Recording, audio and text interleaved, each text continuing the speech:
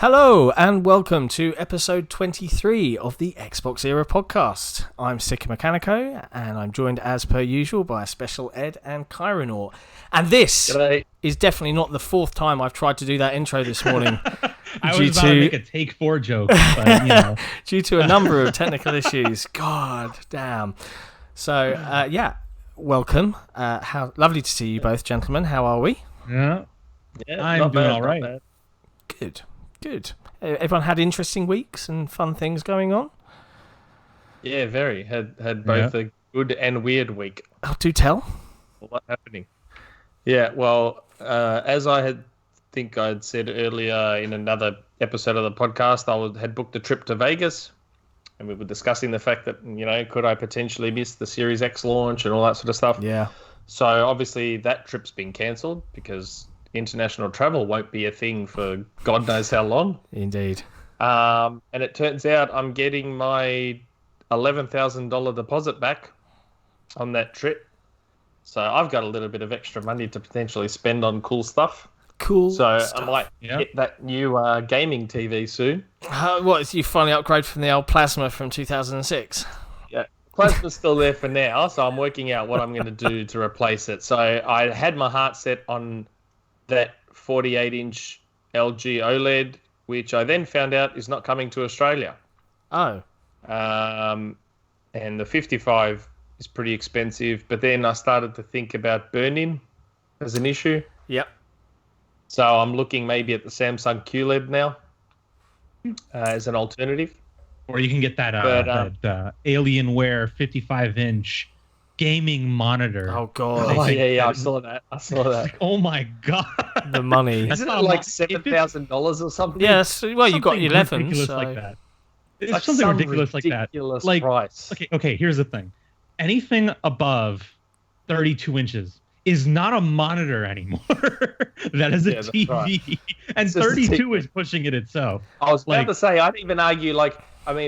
Kairo's obviously very young, but John would be old enough to know that 32 inches back in 1993 was a lounge room TV that only rich people had. I'm only saying 32 inch is borderline a TV because there are some legitimately good 32-inch monitors out there.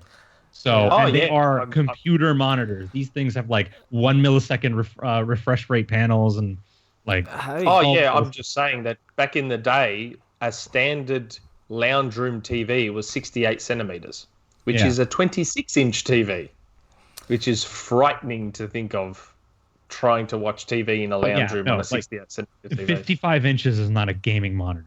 I'm sorry. No. Well, I had at one point gaming TV. I was running a 4K 42-inch here right in front of me with two 27-inch monitors in portrait mode. So standing up tall on either side. Oh, you had a battle station, is what you're saying. And it was stupid. And I miss it in some ways from a productivity standpoint. But now I have one 49-inch 32:9 ultra wide monitor. Super wide. Yeah, so it's effectively two 27-inch monitors together, just no bezel. And I love it, but equally, when the game doesn't support it, it kind of feels like an enormous waste of possibilities. Yeah, But I'm glad you got your money back from that trip because I think lots of people would have been like, "Am I actually going to see this again?" Oh, I was absolutely crapping my pants on that one. But yeah, so that's worked out well. So that was the good part of the week, which was then, I guess, balanced out by something less good. So yeah, in Australia less good in certain ways, right? Yeah, in Australia they sort of relaxed some of the lockdown rules where they now allowed visitors in your home. So after being around my children 24/7 for the last 2 months and not murdering them, I thought, cool. This is a chance to dump my kids on my parents and finally get a break. Sounds wise to me. So I thought, if I'm going to send my kids to my parents, I figure maybe I should get tested for COVID just in case. Because, I don't want to turn out that I have it and then I then send them to my parents and spread it like wildfire. So I went down to the local shopping center where they were doing testing. Had to wait about 2 hours to finally come around to get tested. And had been told by my mother-in-law that, no, it doesn't hurt. It's just a bit uncomfortable. I thought, cool, that's fine. I can deal with uncomfortable. And then I finally get around and she said, okay, time to do the throat swab first, and pulls out this giant Q-tip and shoves it down the back of my throat and just starts wiggling it around. So to which I'm trying to avoid vomiting all over her. Oh, God. And then, that was done. And she's like, okay, the nose one now. I'm like, oh, God.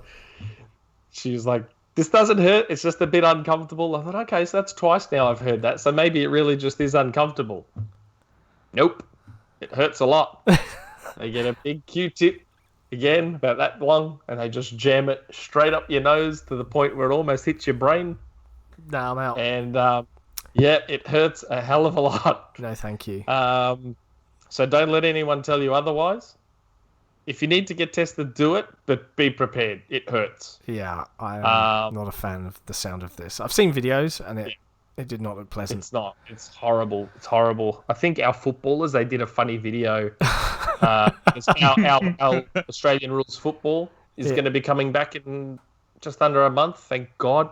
Yeah, I think people that follow sports are probably really missed sports. Of a lot of these giant hulking men getting this, COVID testing done, and they were just breaking down. Like it was bringing them to their knees, and I was like, yep, I know how this feels. It's horrible.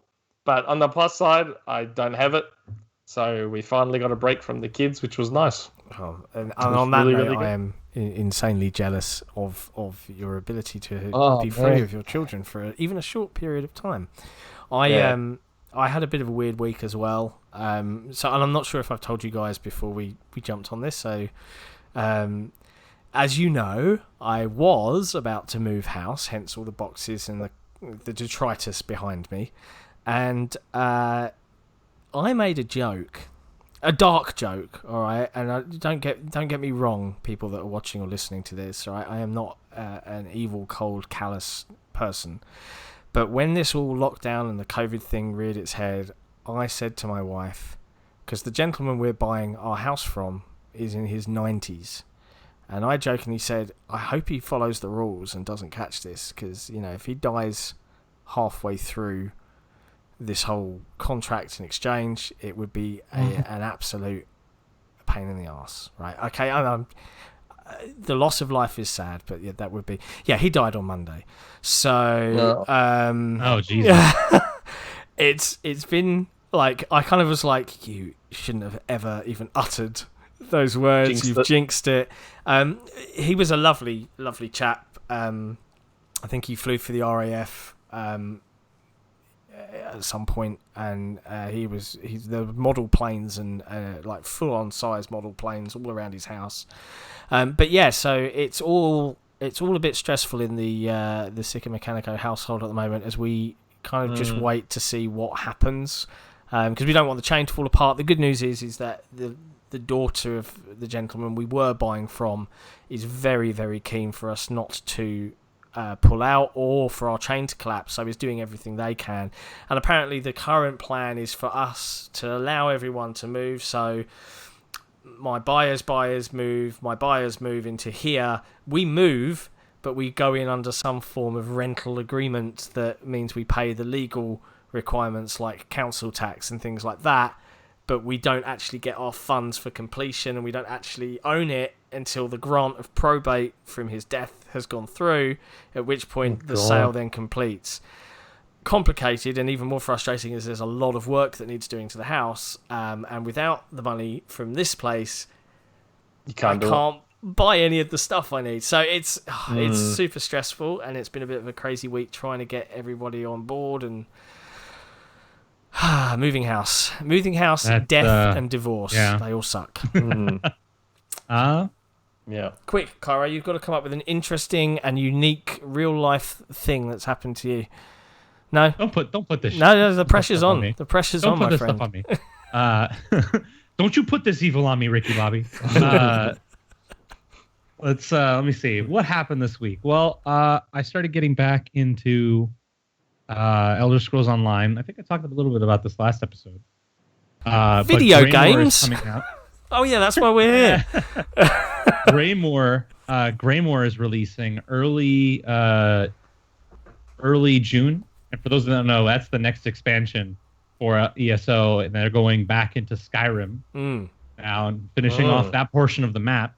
Because all they had before was just one section of Skyrim available, and that was for like a base game quest line. When you say one section of Skyrim available in ESO, are we talking like a direct, like for like port of areas within Skyrim into ESO, or is it like it's in the same a lot like biosphere? So if the way they did Morrowind is any indication, so when they did the Morrowind expansion, they took the map from the original ES3 Morrowind on the Xbox and PC.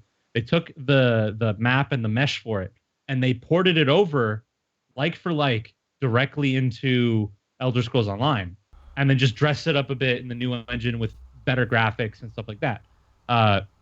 But it is essentially the same height map as the original Morrowind. So if that's any indication, then the same thing will be said of what the Greymoor expansion will bring in for Skyrim. Probably going to take the entire height map of Skyrim minus the Rift, because the Rift is a southeastern section of the map from ES5 Skyrim. That was already part of the game as base stuff, so that's been there for years.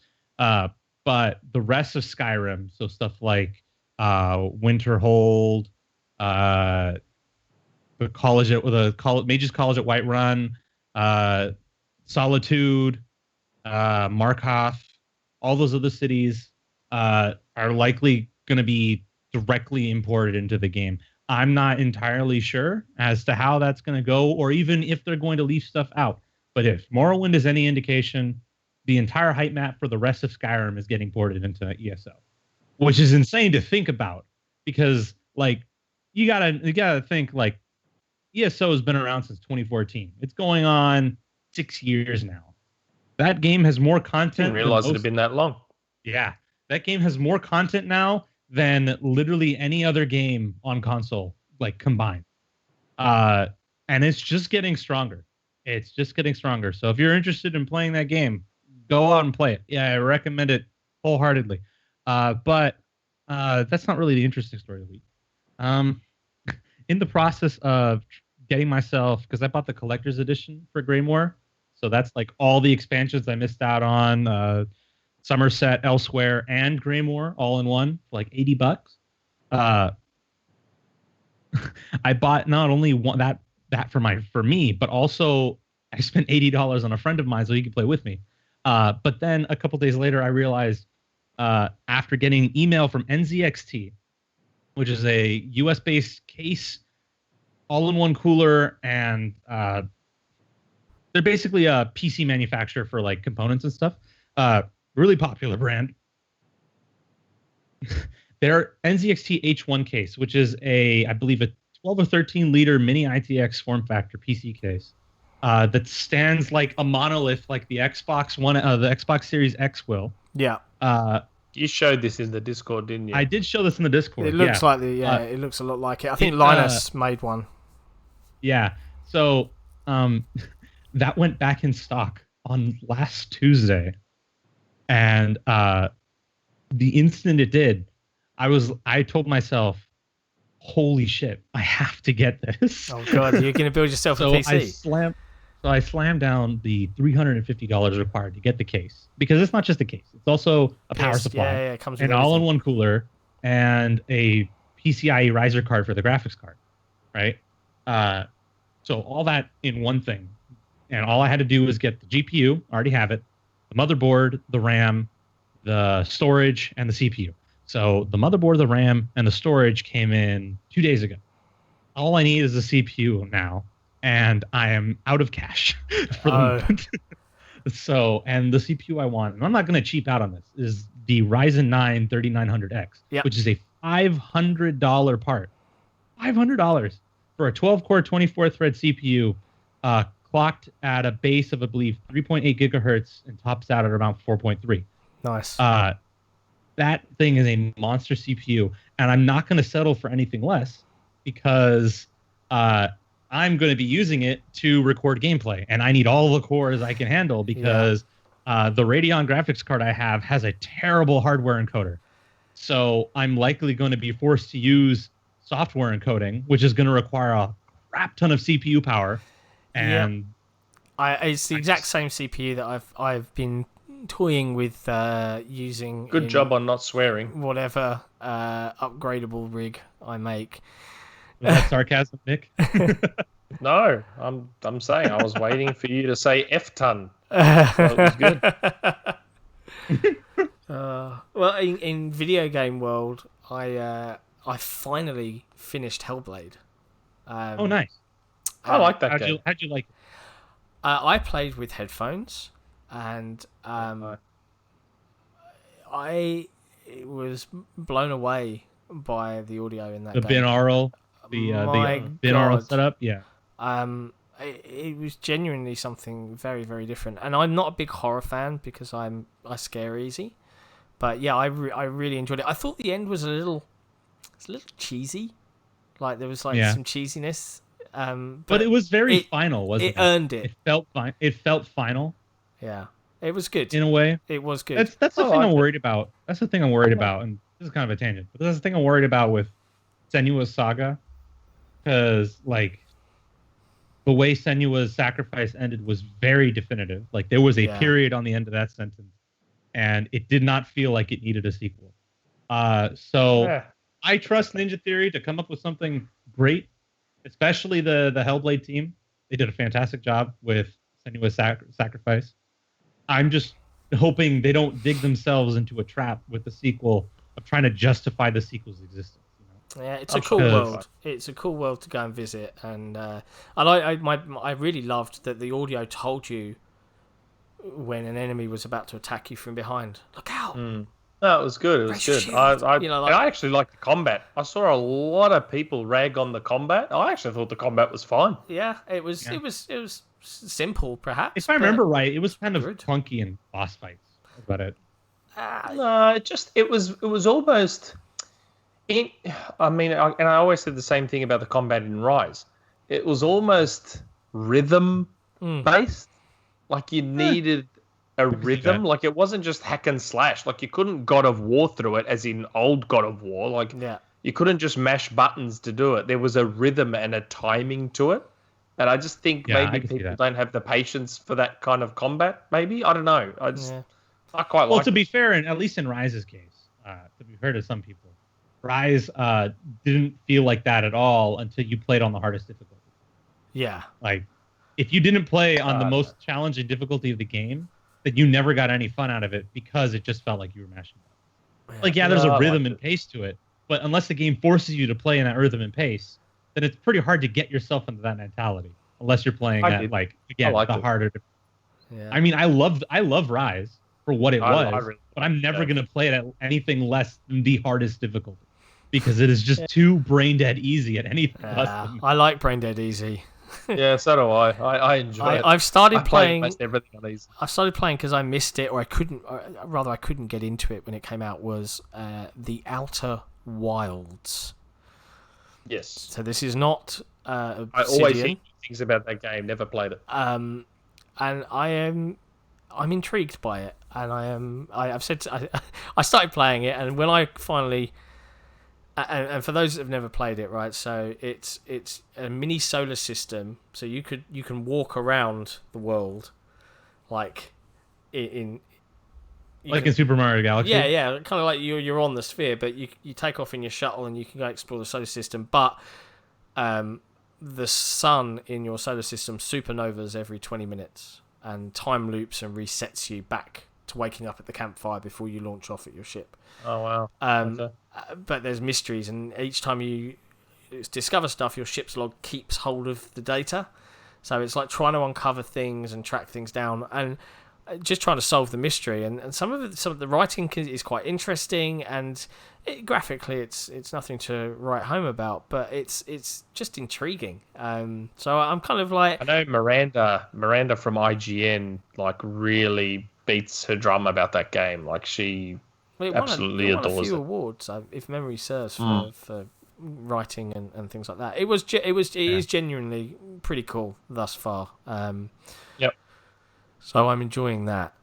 But anyway, in general video game news across the world, it's been an interesting couple of weeks. I was going to say I've been playing some games too. Oh, have you? Well, feel free. Animal Crossing on Switch. Wait, I've just noticed your T-shirt.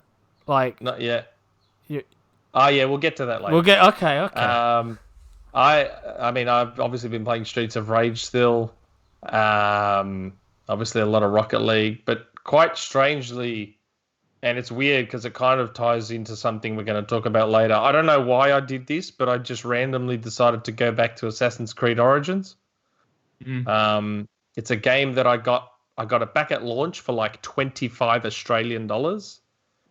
Despite the usual $100 price, because there's this cool thing. One great thing about Xbox bundles is that when an Xbox bundle comes out for a game I want, I scour a website that I think John should know, but Cairo might not, called Gumtree. Yeah. Which is kind of like the trading post, I guess. Yeah. And what happens is less knowledgeable people will buy an Xbox console and they look at the game code that they get with it and say, I don't want this. I might just sell it on Gumtree. And they usually sell it for a hell of a lot less than they should. Yep. So, yeah, someone was selling an Assassin's Creed Origins / Rainbow Six Vegas double code thing on Gumtree. I bought that for like $40 and sold Rainbow Six Vegas for $15. So I ended up paying $25 for Assassin's Creed Origins at launch, which was pretty good. Put about 5 hours into it. Didn't touch it again till a week ago. I just, it felt like work. Yeah. Because those games are so overwhelming, those Ubisoft open world games. And I was like, it's too much. I don't think I could be bothered with this. I don't know. The game didn't do a great job at guiding me properly and avoiding high level enemies that I shouldn't have been trying to take on. Like, it didn't do a good job at guiding me properly. I didn't feel like. So I got back into it again I don't even know what drove me to do it. So I got back into it again about a week ago and progressed a little bit more. I've now put about 10 or so hours in. I mean, it's okay. I think I'm done with these open world games now. Yeah. I think I'm just done. I don't know. You know, when we saw what is it, Valhalla inside Xbox in albeit a very limited fashion. You know, like I love the whole Viking Norse period, and that, like, it almost pulls me. It's almost like the hype bus pulls up and it's like, get on, and I'm like, hey, but in the back of my mind, you see that giant open world sticker slapped on the rear of the bus, and you're like, I'm not gonna get on that ride. I'll be. I just don't have the time for it, you know. And then there's this, and that's. It's, but you know what? I will probably be an idiot, and come launch, I'll be like, new things, and I want to experience. Remember when people were making fun of Xbox for chasing the multiplayer crowd, right? Because everyone and their mother was making a multiplayer game. Honestly, everyone and their mother is making an open world RPG nowadays. It's just kind of annoying. There doesn't need to be that many open world RPGs in the market. That's what I like about Game Pass. Is it's often little things that I can just dip into, play through. Right, done. Next.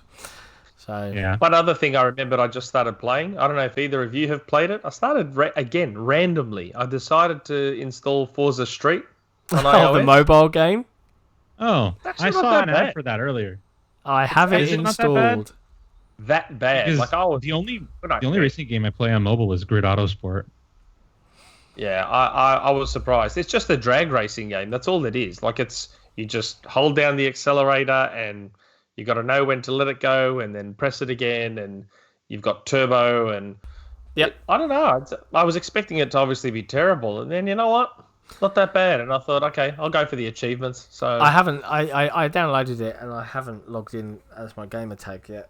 But it's just, I very rarely game on mobile. If I'm going to play a game, I'll be playing it, you know, like this. So yeah, we'll see. We'll see how it fares. It's actually not that bad. Honestly, it's not that bad.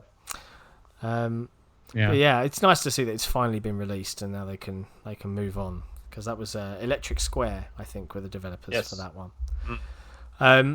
But yeah, so it's been an interesting couple of weeks. We had the Inside Xbox that finished up.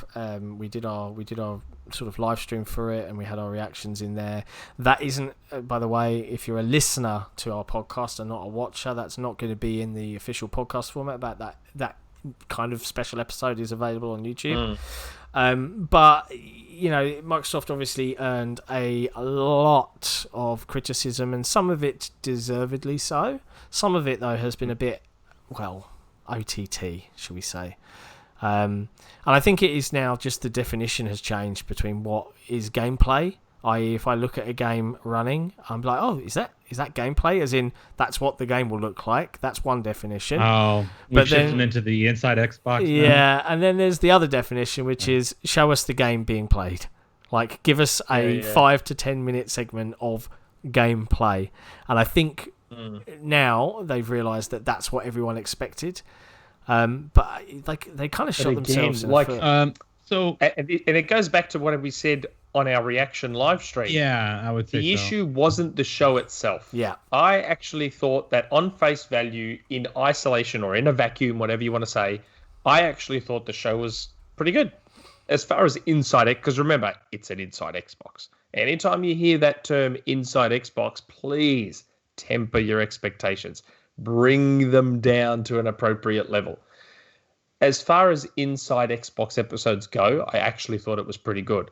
The biggest problem with that show was how they managed expectations, raised them to an unreasonable level. Like, stupidly when high. Your social media team is putting out tweets like the game is about to change and this, it's like, no, don't say stuff like that. Like, they could have solved a lot of problems by just tempering everyone's expectations. Just something simple. Say, hey guys, catch Inside Xbox this week, where we're going to see what some of our third-party partners are up to on Xbox One, and with some optimizations for Series X. Or just keep it nice and simple. Like, just, I don't know. And the thing that pissed me off in the aftermath of that whole Inside Xbox thing, like, forget the marketing for a second. Forget that they could have obviously done better with the presentation and the way that instead of focusing on any of the developers for the games that people actually might have been interested in, they decided to do a deep dive with Ubisoft about a non-gameplay trailer for 20 minutes. That was incredibly boring. I honestly don't like how one of the big takeaways that people had on Twitter, on Era, on every place I could think of, that, oh, is this what next gen looks like?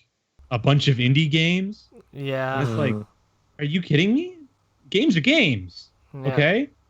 I don't care how big the developer is, neither should you. Like, but this is the thing, stuff like Scorn, even though we didn't see gameplay. The aesthetic looked amazing. Yep. Stuff like The Medium.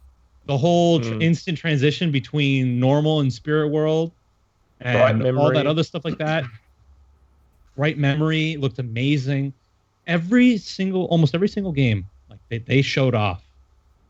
Even if it was AA or indie, like everything looked great.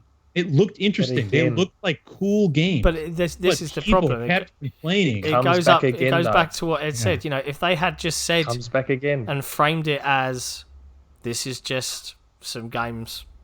It's a pre-E3 beat, and not really hyped it up and done a countdown and all the social media. They hyped up the hell out ridiculous. Of it. That was the problem. That was the singular problem. If you look at it, Clubril on Twitter, he actually did a really good kind of visual information infographic, I suppose.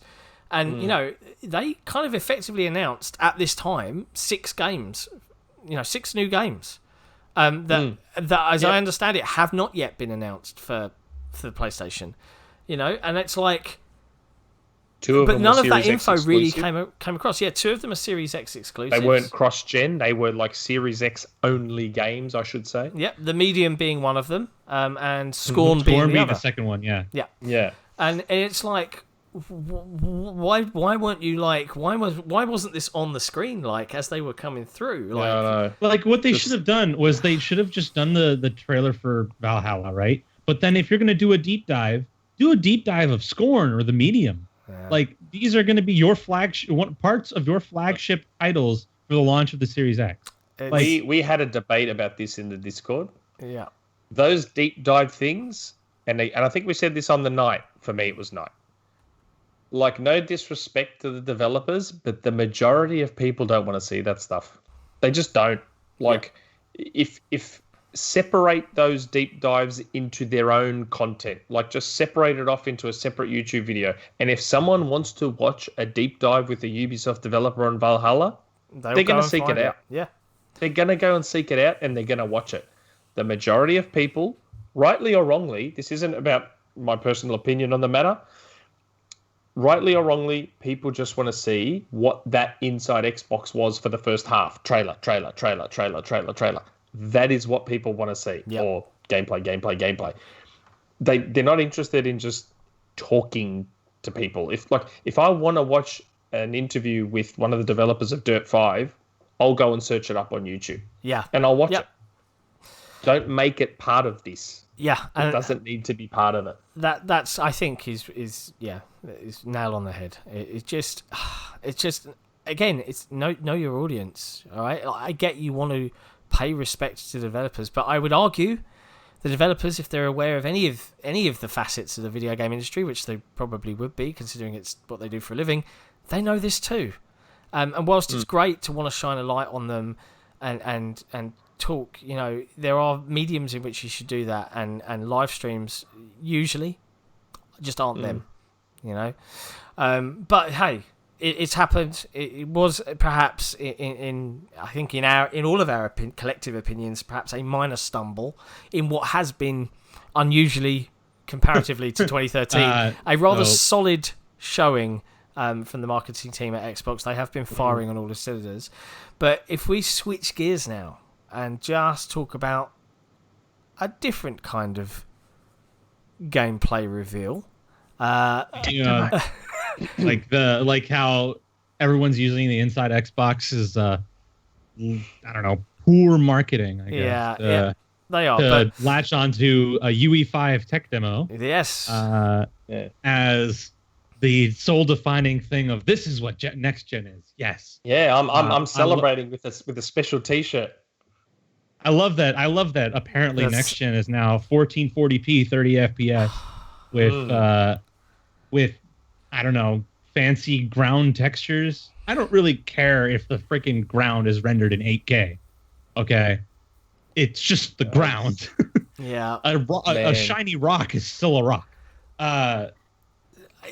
From a next gen, the reactions. If you're gonna like, my thing is like, cool, it's a tech demo, but that's all it is. It's just a tech demo. Yeah, it's not. We've seen them every gen.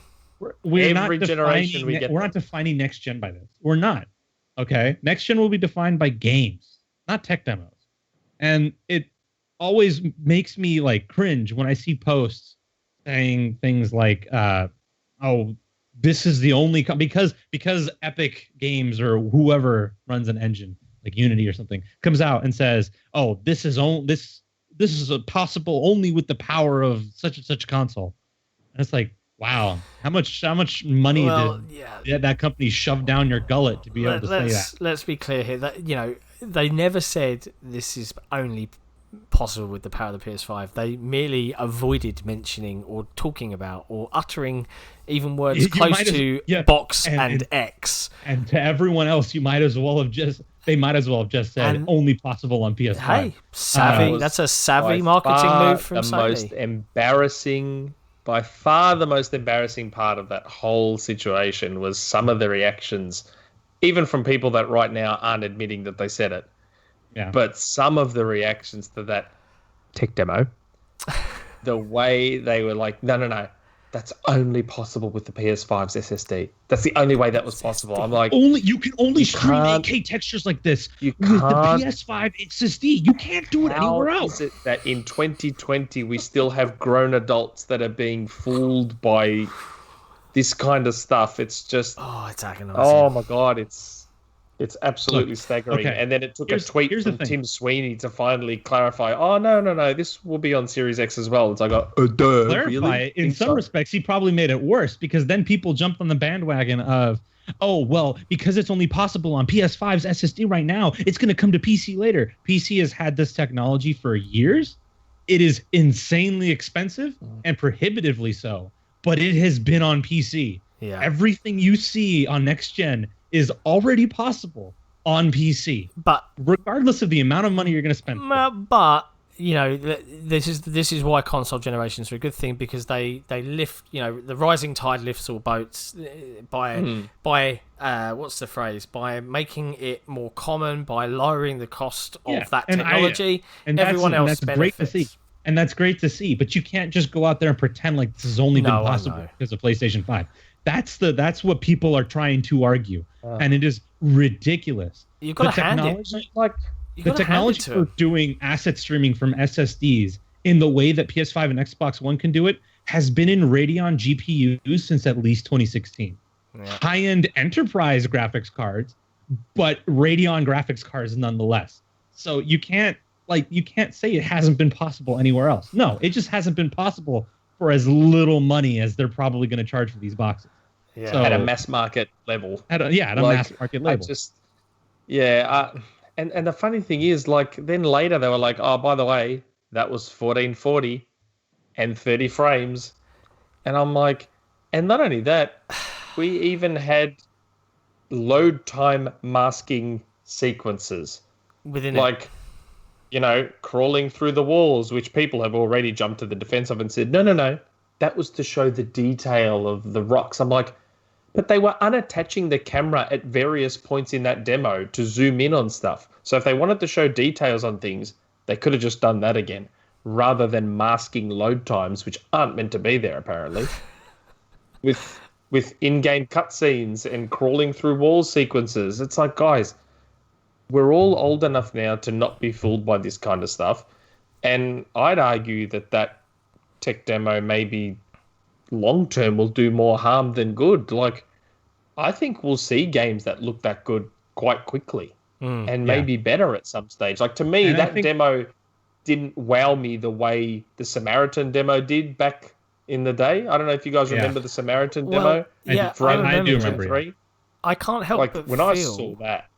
Yeah, I can't help but feel, though, that perhaps that this demo was, in that eventuality, a more realistic expectation of next gen. It wasn't the, if we pump everything in and ignore the actual fact that it needs to be playable, because every other tech demo wasn't a playable thing. It was a rendered in engine, right? This is the first one where it was you could sit there with your, in this instance, your PlayStation 5 controller, your DualSense, and play through this tiny vertical slice. My bigger concern comes with things like mega scans and is it quick pixel? I can't remember what it's called. Quixel. Yeah, I think it's Quixel. So these are pre-rendered, pre-scanned assets and things, and I just I look at how so many games have these wonderful art styles and differences, and if every developer kind of gold rushes this and chases this ultra high def, all bells and whistles turned on art style, that games in some way will become like cookie cutter almost, they'll lose some of their uniqueness, because that started to happen with Unreal Engine 3. A lot of games, people could instantly see that it was an Unreal game. You didn't even have to see the logo. You got into gameplay and you're like, this was made on Unreal Engine 3. Yeah. There's no doubt about it. We're going to have a little bit of that too this time, I think. Gears 3 is the first UE3 game, I think, where it isn't really obvious they're using Unreal Engine 3 if you ignore that it's being made by Epic. Yeah. Because Epic did so much art style wise to make that game stand out that you have to really, really look for the UE3-ness of it. But it took a long time before we started to get away from that obvious Unreal Engine 3 look. Kind of like that bump happy, shiny. Yeah. But that's I wanted to expand on your point there, Sick, because I want next gen to be defined by greater aesthetic cohesion than continuously chasing for a graphical fidelity that we might not be capable of achieving with hilarious sacrifices in other departments. Frame rate, resolution, like character models. This is the anything thing. like that. I don't want to play 30 FPS games anymore.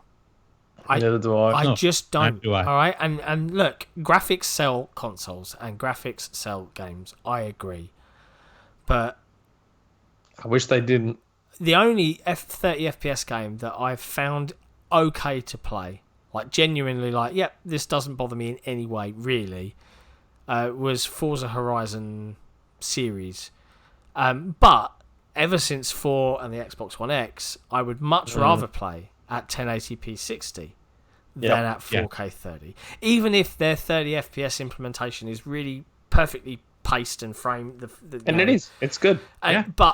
But, you know, like, I play Sea of Thieves on console at 30 FPS. It's horrific. It's unplayable to me comparatively to what I enjoy on PC. I can't do it. It feels like wading through mud. And I can't understand the defense, except for that you value what it looks like and the visuals over how a game is meant to feel. And this is all about what you play. Like, I don't get that disconnect. Oh no, I just want it to look good. You don't care that it might play like a slideshow? 30 FPS isn't a slideshow, but it feels like one when you've got something really responsive. That's why I feel like Infinity Ward needs to get way more credit for what that engine. Oh yeah, are you kidding me? Doing like the Modern Warfare's 2019's engine is so well optimized, looks so fantastic, and runs at a lock 60 FPS. And 60, like there is just so, like, barring the terrible performance on PC, because like I'm gonna be real with you right now. The PC version of Modern Warfare 2019 is hilariously unoptimized, especially on AMD systems. Yeah, I've had all sorts of trouble with it. But on console, that game is flawless, right? 99% of people, it's perfectly locked 60 FPS, even in a massive open world like Warzone. Yeah. Like, there's so much shit that goes on screen at one time, and it, like, rockets, grenades, claymores, bouncing betties, like, you got particle effects out the wazoo with how some of those guns work. They added flame shotguns, and you can just see the sparks fly, and it's still running at a locked 60 FPS. And that's why amazing. I'm sorry, but there's no excuse for Valhalla to be running at 30 on Series X. Yeah, if it's going to run at 4K 30 on the Xbox One X. Yeah. Yep. And think about it this way, too. Battlefield 5 runs not at a locked 60, but most of the time approaches 60 on 1X hardware. Like, if Battlefield can do it with as insane as those maps and those matches can be, and Call of Duty has been doing it for years, why the hell is no one else doing it? Because you can still make it look great and make it play great. They're not mutually exclusive things. And the thing is, Ubisoft is almost on the level of Activision and EA. So if anyone can pump the money in to get that engine or to get that game running at 60 on Series X, Ubisoft can do it. Like, it's just... I think they're just really not committing to it yet because of COVID, because of remote working, and all of that other difficult to navigate stuff. It makes me wonder if there's a new engine being worked on for next gen in the background, and maybe next year's or the year after, if they're going to give maybe Assassins a 2-year break. Maybe there's a new engine, and the first proper next gen only Assassin's Creed will be 60, and they're waiting for that moment to say, okay, this is the first next gen Assassin's Creed, and it's 60, and it's this, and it's that. Maybe, I don't know.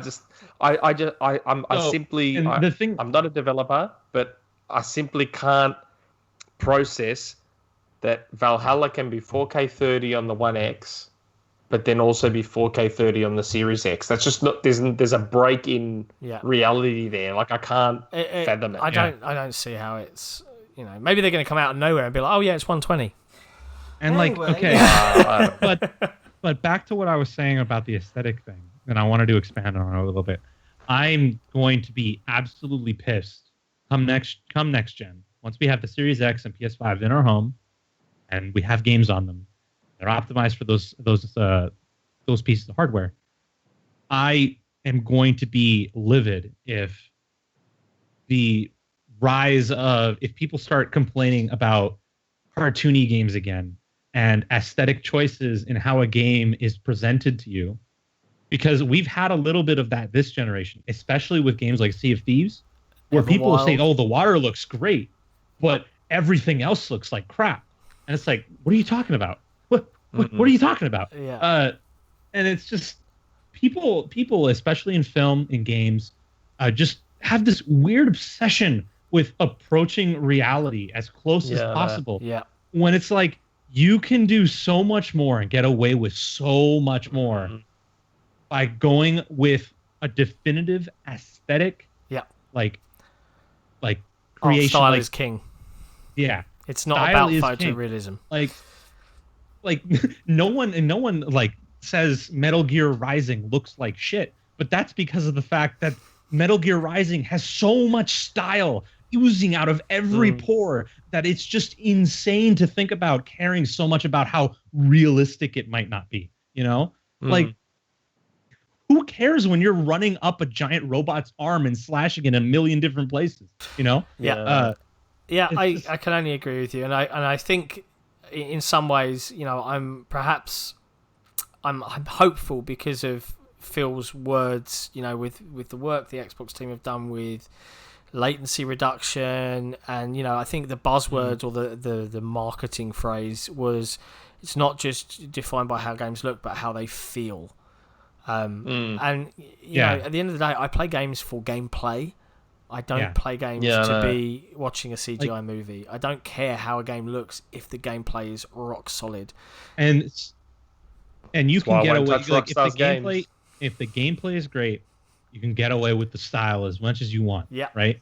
But you shouldn't make it so realistic that you introduce all these graphical effects and all these nice things to have that your performance suffers, where you have to limit the resolution and frame rate to a point where now the game doesn't feel good to play. Yeah. Because you're locked at 30, and that was your own dang fault for trying to push the graphical boundaries when you really could have just done as much as you could to get a style or aesthetic that fits with the tone of your game, and still optimize that down where performance matters. And you know, and look at the biggest games in the world. Fortnite, 60. Yep. Minecraft, 60. Call of Duty, 60. Right, and aside from Call of Duty, you know, all of these do not have Roblox photorealistic art styles, really. Yeah. You know, they focus on what's important, the gameplay. Roblox certainly doesn't. Oh my god, Roblox is Roblox. Also not 60, also graphically terrible, but somehow kids love it. My little boy is obsessed. It's one of the most popular games on the planet because it still runs great, and the things you can do in that game so much run great. I just the irony of the fact that for all this talk of Xbox not having exclusives, they have arguably the biggest exclusive in Roblox. Yeah, that is bigger than just about any other game out there outside of maybe GTA and Minecraft and Call of Duty. Like, it is ridiculous. But I mean, Resetera doesn't really generally acknowledge the stuff that they don't know about. So, like, again, as someone with children, Roblox is so big. You have no idea how big Roblox is. And don't even get me started on this. Speaking of Resetera, don't even get me started on people's tendencies to try and focus on the artistry of games when they don't even freaking appreciate when, like, designers and animators and actual artists go out and try and make something that looks beautiful because it's too cartoony for them. Like, are you kidding me? Yeah, these people spent work, their like multiple years of their livelihoods perfecting something that looks as good as this does. Like, you think about, like, I know Gigantic is dead now, but you look at the aesthetic of that game. It was really pretty. And and what it did to push UE3, because it was still running on UE3. It does not look like a UE3 game. But that art style, that artwork is beautiful in motion and timeless. Yeah. I can go back and look at a screenshot of Gigantic, and it looks like a game that could have probably come out yesterday. And that's, I think that's where I think the pinnacle of UE3 though is still Arkham Knight. No, yeah, that was a really good. I'd say game. Arkham Knight would be like Arkham Knight pushed the crap out of that engine. Tapped out. That is That's I think that I'd argue that's close to the Samaritan demo, or maybe better than the Samaritan demo. It was very, very good, and I really want to replay the Batman games at some point. I haven't played them in ages. And it's funny. Speaking of games that go for a specific aesthetic and not sacrificing performance and looking gorgeous, Paper Mario got announced out of nowhere, just randomly dropped. And I don't know, I watched the trailer for that, and man, I don't know how Nintendo does it, but every time I play Mario Odyssey... It's just insane. Yeah, every time I play Mario Odyssey, every time I play Luigi's Mansion, which is just one of the best-looking games I've ever seen, I don't know how Nintendo does it, but they manage to... The way they make everything in their games look like what it is. So that origami stuff, how it just looks like paper. And if you see Luigi's Mansion, everything looks like, I don't know. And it's running at 60 FPS. Yeah, almost like it's ray traced almost. Like, yeah. I know it's not. I'm aware it's not. Don't get me wrong. But it almost has that look to it. And I don't know how they continue to do it. It's amazing. Yeah. And that's what focusing more on gameplay and style, like, means in terms of what a game would actually look like, and I wish more AAA developers focused on stuff like that, because then we'd have more stuff like that, more stuff that's timeless, more stuff that looks unique, more stuff that just plays great, more variety. Get the craziest artists out there to just make characters for your games, make worlds for your games, and just go to town on it. That's oh my I've god, got to give Inside Xbox get out of it? Its due, right? Is that the variety across those reveals that they made? Oh yeah, every single game. There's a whole spectrum, unique and different, and great. There's something for everyone. That Bright Memory Infinite was one guy. What the hell? I think Corey is it Corey Balrog? Looks like Balrog. Yeah, Balrog. Whatever. He tweeted out. This was one dude. I need to reevaluate my life, because that stuff's impressive. And that game looks like a first-person Metal Gear Rising. Oh my god, first-person Platinum game. It looks super insane. Cool. It looked really, really good. But yeah, suffice to say, I think to just round up sort of Unreal in general. Cool. It's going to be on Xbox Series X. It will be able to all of the same things that the other side can do. Reassure everybody. At Tim Sweeney Epic on Twitter says the Unreal Engine 5 demo on PlayStation 5 was the culmination of years of discussions between Sony and Epic on future graphics and storage architectures. The Nanite and Lumen tech powering it will be fully supported on both PS5 and Xbox Series X, and will be awesome on both.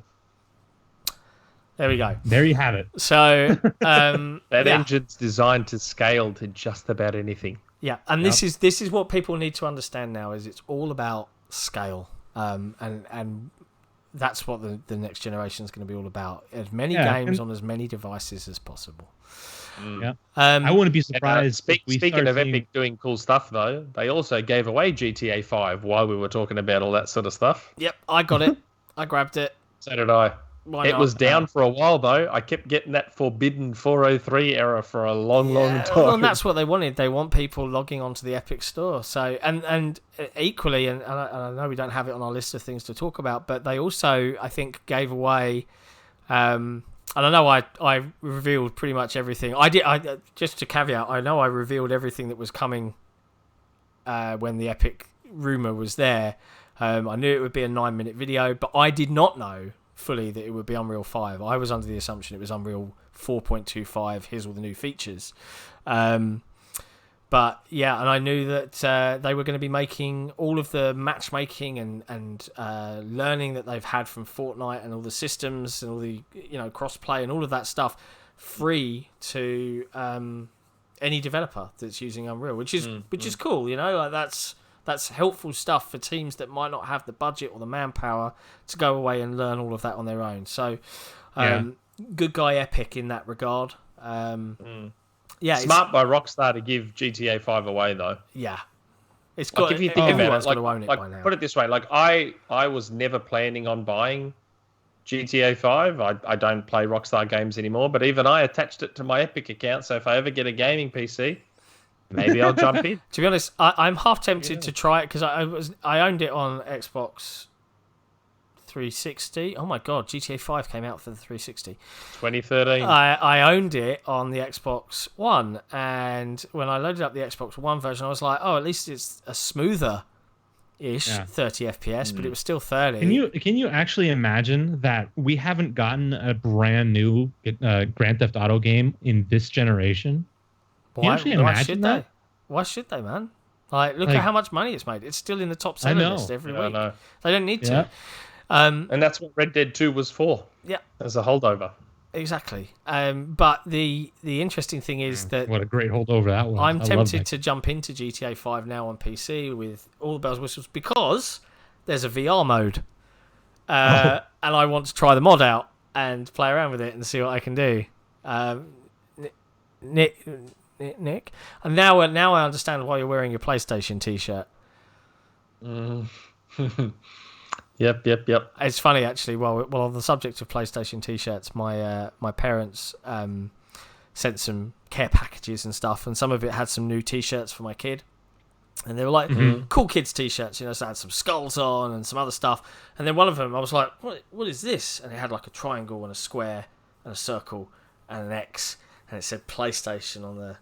So I slapped him. No, I didn't really. I'm not that much of a fan. I set it on fire. No, he was wearing it, and I was just kept looking at him like, "Get out of here." I'm joking. I have to say though, PlayStation, just by the nature of having those symbols, their T-shirts just tend to look kind of more wearable than Xbox. Whatevs. And while we're talking about PlayStation, they also dropped the Ghost of Tsushima gameplay thing. Yes. The 15-minute. I don't know. I must have missed something because the first trailer they ever showed for it, I was like, that looks okay. Then the second trailer they showed, I got really excited because they were showing a lot of the stealth and I was getting the Tenchu vibes from it, and I thought, oh, hold on, now I'm interested in this game. And then they showed the latest gameplay thing, and I was like, wait a second. 15 minutes of an open world game that you didn't ask for. This is just Assassin's Creed feudal Japan?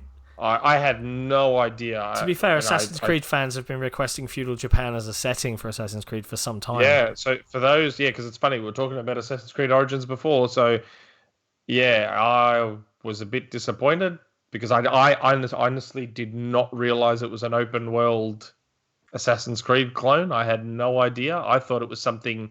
God, you're going to get such hate for calling it an Assassin's Creed clone. I can tell you that right now. Well, hold on. What? So are we honestly saying it's not? Like, there are people who probably would get very upset.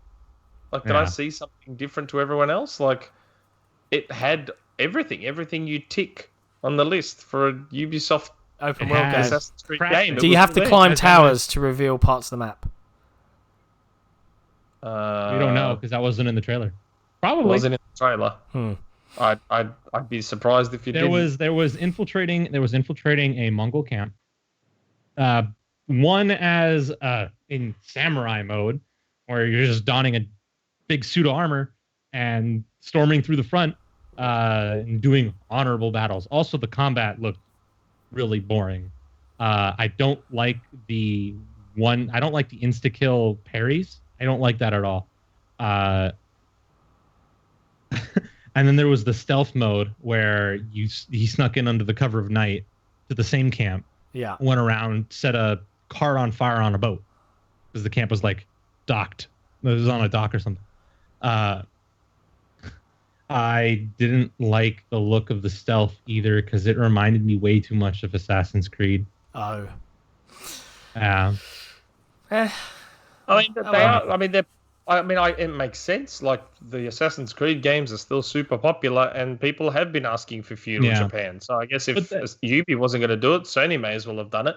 I'm just saying that personally, I honestly didn't realize that that's what it was. Like, I was excited at the idea of it being a more linear stealth-based experience. That's what I thought it was. With, so I was maybe, really excited. with maybe some semi-open areas to do, like, you know, whatever kind of stealthy gameplay like you want within those areas.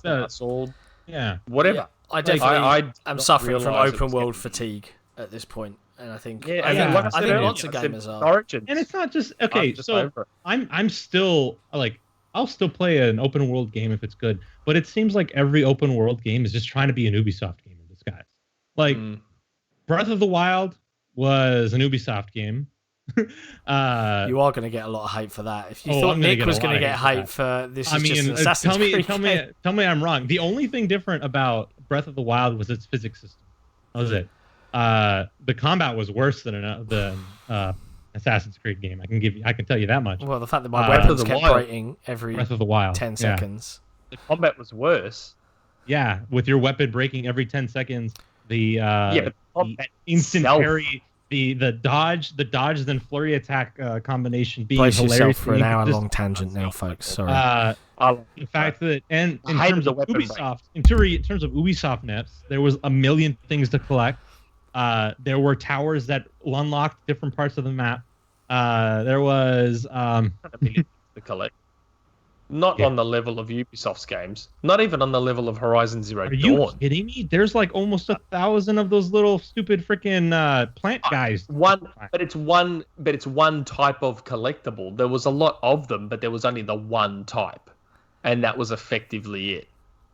Is this the Kokoro seeds?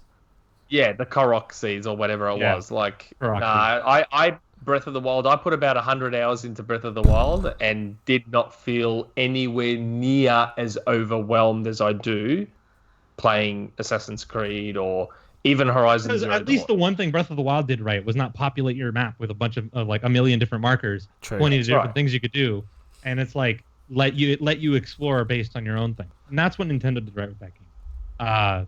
That and the physics stuff. Physics stuff was cool. Yeah, I still see cool little videos of people doing stuff with the effects and back on launching point. things. Back on point. Yeah, back on point. So Breath of the Wild, kind of an Ubisoft game. There was a couple other ones from third parties that came out. Shadow of Mordor was an Ubisoft game. Shadow of War was also an Ubisoft game, I think. Shadow of Mordor, I loved it because it was way smaller than most open world games. Way smaller. Yeah, way smaller. Fewer didn't outwear its welcome. Yeah, it did not. Like, I think Shadow of Mordor got it perfect in terms of the size. Like, what I loved about Mordor was the focus was on take out the orcs and just become this overpowered, unstoppable monstrosity of a wraith where you can just take out hordes of orcs on your own. I absolutely I just think my problem with open world games is that they're all just kind of bleeding into each other now. They are now. And it's just there's ways to do open world right where it doesn't feel like a chore, where it doesn't feel like or it doesn't all feel the same thing, feel the same way, you know? Well, I'll tell you one semi-open world that was meant to be an open world, but the engine couldn't do it back in the day. But you know, such is life. No, Alan Wake turned 10, and the game is coming to Xbox Game Pass for console and on PC. And I am looking forward to playing that again on PC. And it's a shame that there isn't a sequel coming. Maybe there is. There was DLC some for Control that mentioned Alan Wake. Yeah. So like, cool. But yeah, it's just what I mean though. Like, the fact that Alan Wake wasn't an open world game is the best possible thing. Alan Wake did not need to be an open world at all. It was so much better because it wasn't. Way more linear, made it a much more focused experience than it would have been had it been open world. I love that game so much. Yeah. I'd do anything for that game to get like a Series X upgrade. I know mate, it was gorgeous. It was gorgeous back in the day. I'd do anything. God, could you imagine if in July one of the titles they announced on stage for Alan Wake's 10-year anniversary is an Alan Wake remaster exclusive to Series X? No, I'd want Alan Wake 2. Like, I'd love it. Remasters are great. All right, let me just get this out. This has been bugging me for a while. Okay, remasters and HD up ports are great. All right, but what I love about Microsoft's approach to backwards compatibility is not nickel and diming me for the same game that was a classic 10 years ago, but here it is again with a new lick of paint. Pay me 40 quid or whatever. Like, just let me play the old version because it's still there and it still exists, and I don't care enough. All right, the only series that they've done that with is Halo, and it was impossible, and it earned them loads of bad cred. And God, like I'm just fed up with it. They got too ambitious. I just want new games. All right, it drives me nuts seeing people clamoring to replay stuff. And look, I get it. If you're a massive fan of things like, I don't know, Bloodborne on PlayStation, right? Oh, I'd love a 60 FPS remaster. I'm like, yeah. Well, I think you only really get that. The game. You only really get that on consoles because we haven't had a stable backwards compatibility scene until this generation. True. That is true. Like, people aren't used to it. People are used to the remaster cycle, and the side benefit of the remaster cycle, at least, is that they're bringing the games up to date with modern graphic standards and making them look a little bit prettier. I'm okay with the remake rather than a remaster, a la Crash Bandicoot, a la Shadow of the Colossus, where it's, the whole game is borderline redone from the ground up. That I don't have as much of an issue with.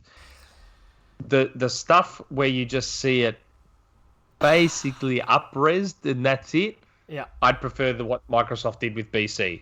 Yeah. Like, Gears 3 looks like a borderline Xbox One launch title. Yeah. Gears 3 BC. Like, it looks unbelievable. Like, I don't think that sort of stuff should be resold and repackaged. But speaking of remakes and remasters, Tony Hawk Pro Skater 1 and 2 are getting a remaster. Looks great. Yeah. Looks phenomenal. Everything they've done for that, the lighting, the new models, the new textures, the new art direction, it's way better. And from the gameplay demo they released, it looks just as snappy as the original games did. Yeah, it looks like they almost, I think we spoke about this, it almost looks like they just have done what Master Chief Collection did, where the underlying game is there. Yeah. And they've just slapped a new coat of paint on top of it. Or like Wonder Boy Dragon's Trap, where it's underneath is the original Master System game. Yeah. And then there's the hand-drawn animation over the top of it. I hope the 1 and 2 remaster do great. So you can get 3 and 4, and then Thug 1 and Thug 2, because I want Tony Hawk's Underground 2 remaster. I'm okay with on one. Series X. I'm okay with one. I want Thug 2 was the skateboarding game that I grew up with, because Pro Skater 1 and 2 were before me. But Tony Hawk 2 for me is the best one. Thug 1 and Thug 2, the best skating games I've ever played. Totally had. It all flew me by, guys. Really? No, see, I like the skateboarding games. I bought Tony Hawk's Pro Skater 2 on Dreamcast. That was like the best version at the time, and every now and again I still play it. Like Tony Hawk 2, I mean, there's an argument for 3. Those old enough, there is an argument for 3, but Tony Hawk 2 for me was like, just Chef's kiss. Yeah, Tony Hawk. Like, I want to get the remasters. I just ain't paying $70 Australian for them. Yeah. Well, you said you're not happy about the cost. I'll pay $40 US for them because $40 US is a great price. It just smells to me like Activision are completely devoid of actually making any unique games anymore. Like they just don't. Yeah. And speaking of remasters, we also had, alongside Tony Hawk's Pro Skater 1 and 2, the Mafia Trilogy was announced. Oh, yeah. Just before the Unreal demo. Like, full overhaul. Like, yeah, that's good. Never played any of them, so I might check it out. But I played the second one. Yeah, it just still bugs me, all right? Like, we are the only industry, Hollywood keeps remaking films with new actors and stuff, and they're always worse 9 times out of 10. Right? But we, as this culture, we're just like, it's the same game that I loved 20 years ago. I'll buy it again, and it's just, I don't know, it winds me up. I know I'm not saying that it's not a good thing to pursue, and there are games that deserve to be brought up to a modern standard, but I just resent paying the same price for them. What else do we have? We had a rumor that the Xbox Series X is obviously in production. Well, it would need to be. Yep. If it's gonna, even for November, it would need to be from now, let alone September. But apparently, which I'm still just clinging I want it to be September so for bad. dear life. I'm still clinging to September for dear life. You got money riding on that, Nick? Nope. he's not that insane. All the money I was riding on was put into my Vegas trip. And very soon as well, we also have in 9 days Minecraft Dungeons. Yeah. Which I'm really looking forward to. Who's doing the review on that for us? I think Master Sukiya Brood expressed an interest. What I would like, and I haven't heard from Microsoft yet, is obviously it's a co-op game. I would hope that there might be an opportunity to get multiple codes so that reviews can be done with friends and with the team. We did for Bleeding Edge, didn't we? Yes. I mean, doesn't Minecraft Dungeons have like 2-player local couch co-op though? Yeah, but do you live with any of us? Oh, that's true. So I mean, if it's 2-player local couch co-op, then if Suiker 4-player takes it up, local he can grab a friend of his own. Yeah, that's true. I mean, we'll talk about it, but we should be there in time for launch. But I'm excited to play it, and I'm not a big Minecraft guy. My kids love Minecraft, and I reckon we'll play Dungeons a lot. Looks really, really cool. Yeah, it definitely does. And it's remarkably small, only 2.7 gig on PC. Really? Yeah, it's teeny. Okay. It still hasn't fully loaded on Xbox. Like when I checked it the other day, it's still got just the 100 meg sort of placeholder thing that sort of ticks over into the full I only saw game. the upload go up for PC, not for anything else. Yeah, it hasn't gone up for Xbox yet. Now, before I dive into this week's community questions, do we have a rumour mill this week or not? I can't remember. No, we don't. There's nothing out there. No, there is one that I may have soon. I don't have anything at the moment. There was a tweet that went out from a certain publisher. I hope I'm not getting in trouble saying this. There was a tweet that went out from a certain publisher that put a spanner in the works for something that I was going to say. Oh. And I can't say who the publisher was because then that'll give away other things. But yeah, there was something I was going to mention, and yeah. We'll all live on bated breath until that point. Yeah, I'll try and get something, but nothing at the moment. But I did get something triggered in my memory that I was, because we were talking about remasters and remakes, and I know that there's the alleged Mario ones that are coming. Yep. Mario 64 and Mario Galaxy, and potentially I don't know what the other ones are. I just got very excited at the idea because I believe what's happening is I think Mario 64 is being completely redone in the Mario Odyssey engine. Oh wow. And if that's the case, oh man, my son will absolutely go crazy for that. He will go bananas because he's obsessed with Mario Odyssey, and he kind of noticed the similarities in Mario 64 when he saw Mario 64 being played. Yeah. So yeah, I honestly like the idea. I know there was a bunch of stuff that was announced as remasters, remakes being, not announced but leaked, coming across the Switch. Mass Effect is out there as a rumor, isn't it?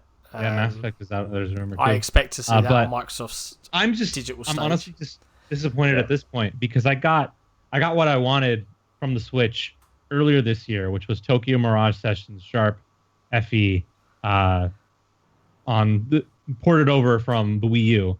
And the only games I still want to see ported over from there, because I don't want them to be trapped on an unsupported console for the rest of eternity is Legend of Zelda, Twilight Princess HD, and Wind Waker HD. I imagine Microsoft, especially Twilight Princess HD.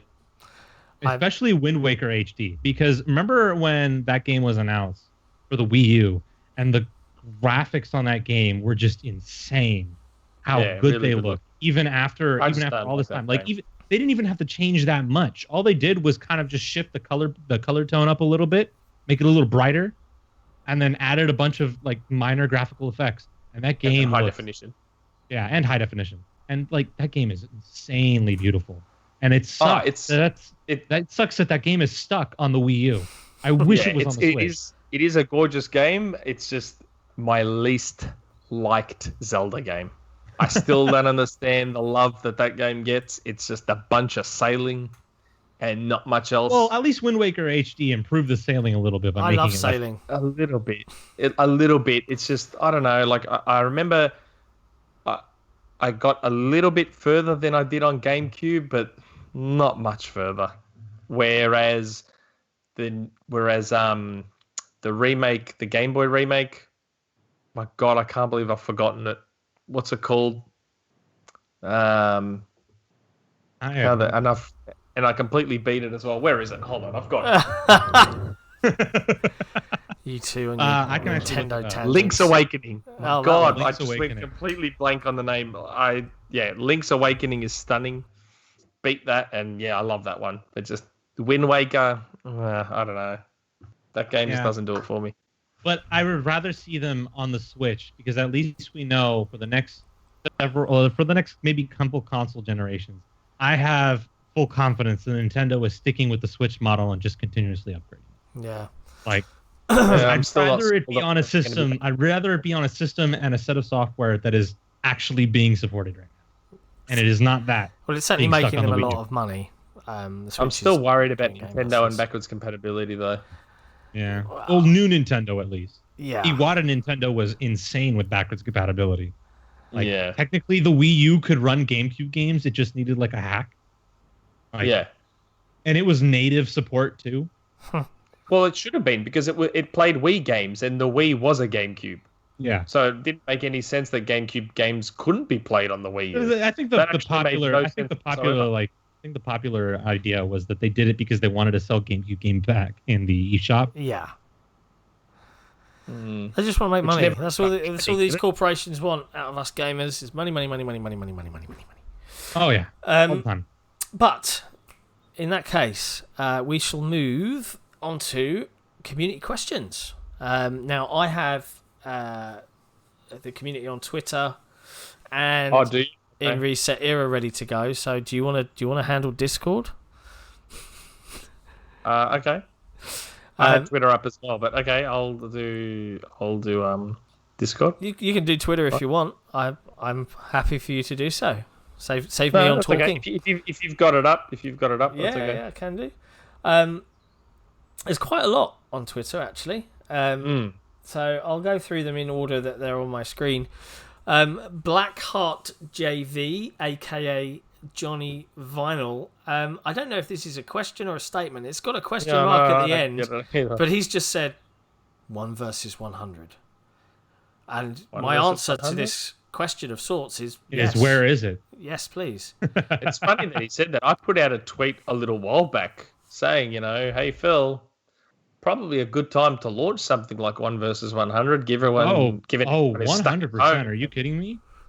1 versus 100 would be insanely popular right now. Yep. Yeah, insanely popular. But then again, I imagine it's also quite hard to host, perhaps remotely, and you need a team somewhere doing things. Probably.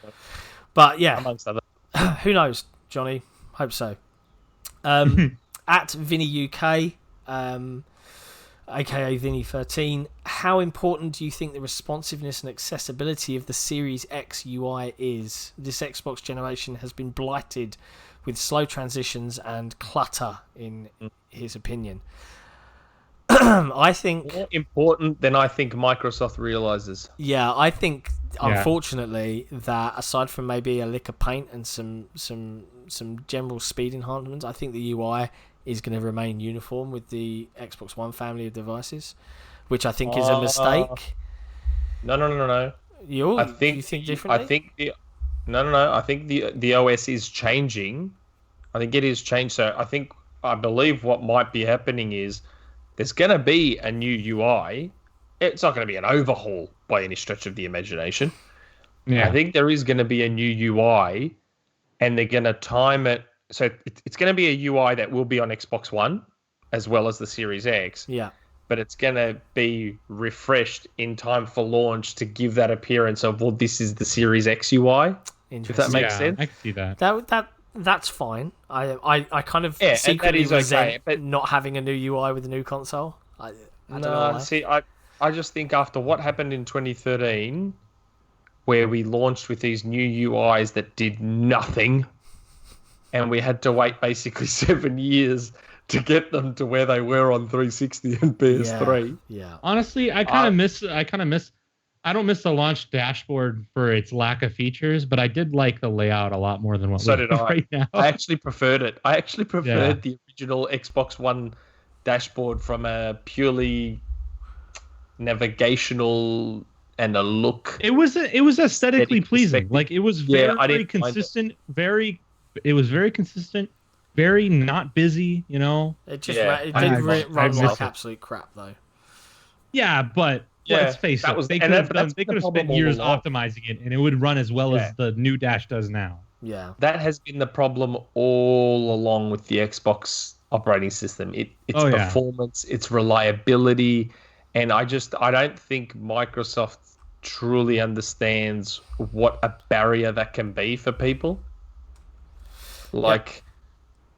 Yeah, I just don't think they really get it, and I think Sony does, which is why theirs has always run. Well, and Nintendo as well. To be fair here, the PlayStation 4 dashboard runs fairly well for the most part, but there are these weird niggling parts where it just stutters all over the place for some reason. It's because it's then probably had resumes stuff operation. bolted on rather than complete rebuilds every time.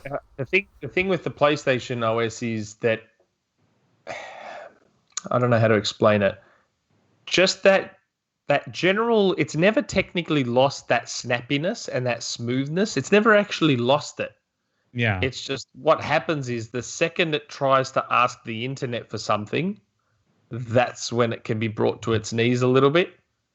But that general just movement between the basic settings and that sort of stuff, that's still never really lost. It's just now it starts to crawl when you try to do any major stuff with it. Yeah. Even on the Pro, it kind of does that too.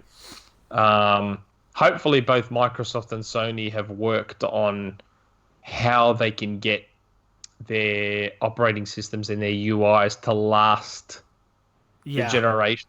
Hoping that, like the 360, even now.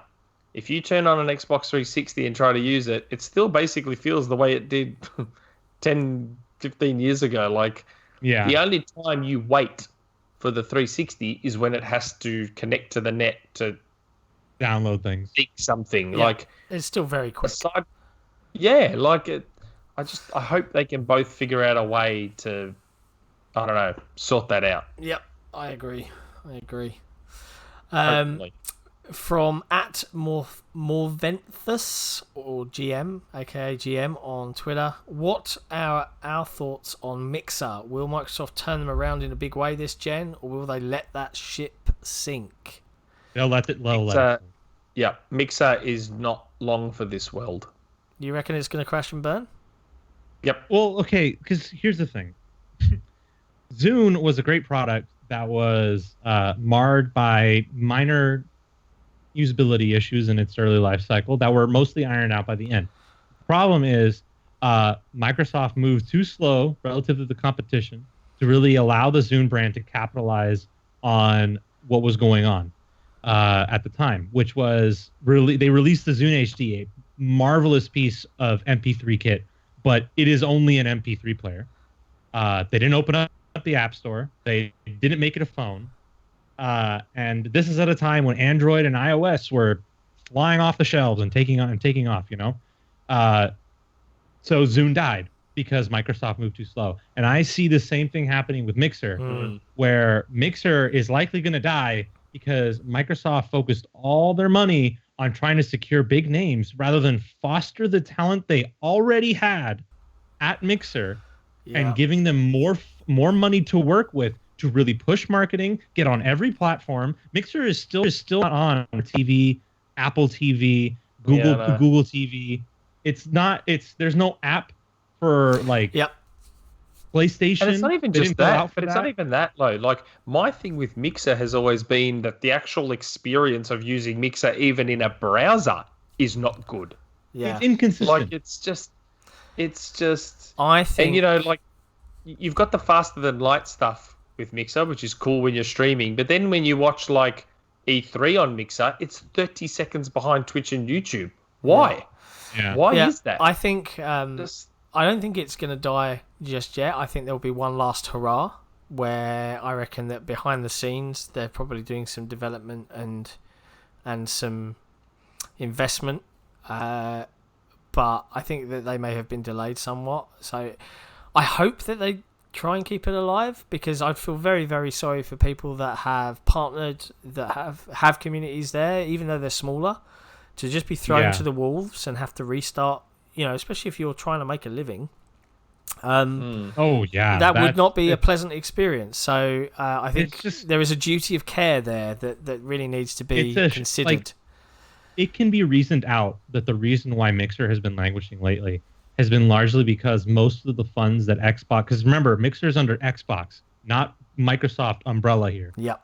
The funds that Mixer would need to operate on a level that it needs to are being taken away from it for repurposing and repurposed for enhancing the studios that Microsoft acquired over the last couple of years. Now, I would say that's a fair assessment of the situation. But it does mean that, like, if Microsoft doesn't do something about the situation and get up to speed, then they're just going to keep pulling funds away from Mixer, and Mixer's eventually going to go away because it's just taking money away from the studio.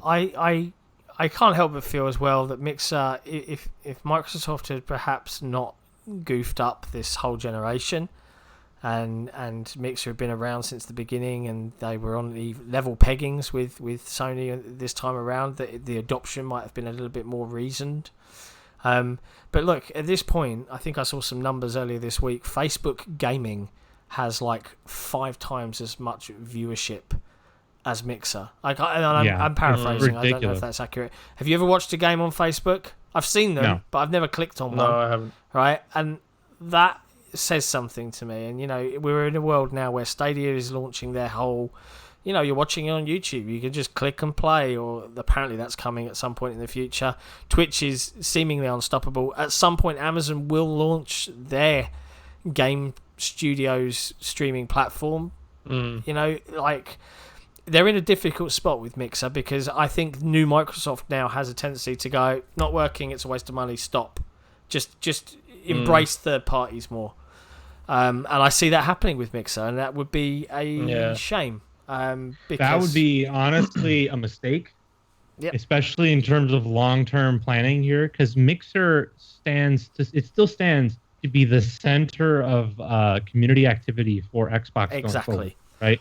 And especially true if they manage to, because I've been seeing this around the net, don't quote me on this, but there's been some discussion, this is not a rumor, this is just speculation, that maybe Mixer pursuing a more video on demand approach, mixing it in with live streaming would probably enhance the situation, would make the situation a little better. Because being a pure streaming platform isn't necessarily working all that well for it. Twitch already had the market share as a pure streaming platform. So I think trying to go after a more like YouTube-like community, but focused on gaming and Xbox and stuff like that, and PC would be more efficient. And put Mixer integration back in the damn game bar, for God's sakes. I don't know why they ever took it out. I think it's because it didn't work particularly well. Well, and that's what I mean. It comes back to the Xbox UI thing. Like, they don't realize what a barrier it is. Like, I try to go out of my way to use Mixer, and every time there's something there that just makes me not want to use it. Yep. Yeah. Like, it's just... They definitely need to do something and change something in some form. So yeah, it definitely seems like it's very poorly right now. It's on a ventilator in a hospital somewhere. It's definitely a life support. Hopefully it pulls through. I hope it does. I really want Mixer to succeed. Yeah. Next I up, prefer its UI way more than Twitch, to be honest. I do too. Next up is at JackArmy117. He's got a good one for us. Do we see Xbox starting to make games that are tailored around the Game Pass model, as in story-driven episodic games? My answer to that would be we already are seeing that with Tell Me Why coming out later this year. Tell Me Why. Wasteland 3 in August. What else is there on the horizon? I know there's a couple more. Minecraft Dungeons. Well, Minecraft Dungeons. You know, they're not necessarily... I think Tell Me Why is the biggest, closest to his example here of story-driven episodic. And I presume you mean the Telltales and the Walking Deads and those kind of things, and the Life is Strange. I think that genre became super saturated towards the middle of this gen with the Walking Dead remasters and the Tell Me Strange 1 and 2, and now Tell Me Strange. God, I've just mixed them together like some sort of weird mesh. Yeah. Tell Me Strange. And people kind of got like, another one. And as long as it's done right, I think Game Pass is a great vehicle for those types of experiences. So maybe we'll see a resurgence of sorts. Whether they'll be exclusive or not, no. But I think generally games will be tailored to Game Pass in some forms. But not specifically because Game Pass exists, but because the audience is there on Game Pass to consume them. So it's an opportunity for some of the... You got at least 10 million people to tap into. 10 million plus. Yeah. That's not nothing. That's not nothing. Next up from Shoulder Winter, or the Winter Shoulder. Greetings, he says. Question 1. Microsoft and Bloober team seem to have formed a rather close partnership. What do we think are the chances are of an acquisition at some point down the line? It's funny, before we hit record, and I can't remember if it was before we hit record or perhaps at the beginning of this podcast, we talked about Bloober and the Medium, and they've released 5 games. So Layers of Fear 1 and 2, The Observer. What was the other one? Blair Witch. And now we've got the Medium being made exclusively for Series X. There was talk that Microsoft were looking to shop around in Poland. Yeah, $1 billion worth of investment going on in Poland, apparently, from Microsoft. Does that mean that there's going to be acquired? Maybe. I think the Medium might be the proof in the pudding test scenario. And it would be cool, to be honest, because Bloober seemed to lean into those horror genres a little bit more. And the Medium... Horror games would be great on Game Pass. Yeah. And the Medium seems super high budget comparatively to some of the other ones. It does seem like if they were acquiring someone from Poland, it does appear like a Bloober would be the one. I doubt it's going to be CD Projekt Red. The meltdowns. Bloober would seem like the most logical choice based on our presented evidence. Yeah. I guess. Yeah. They're small, but they may not acquire anyone. Independent. Yeah.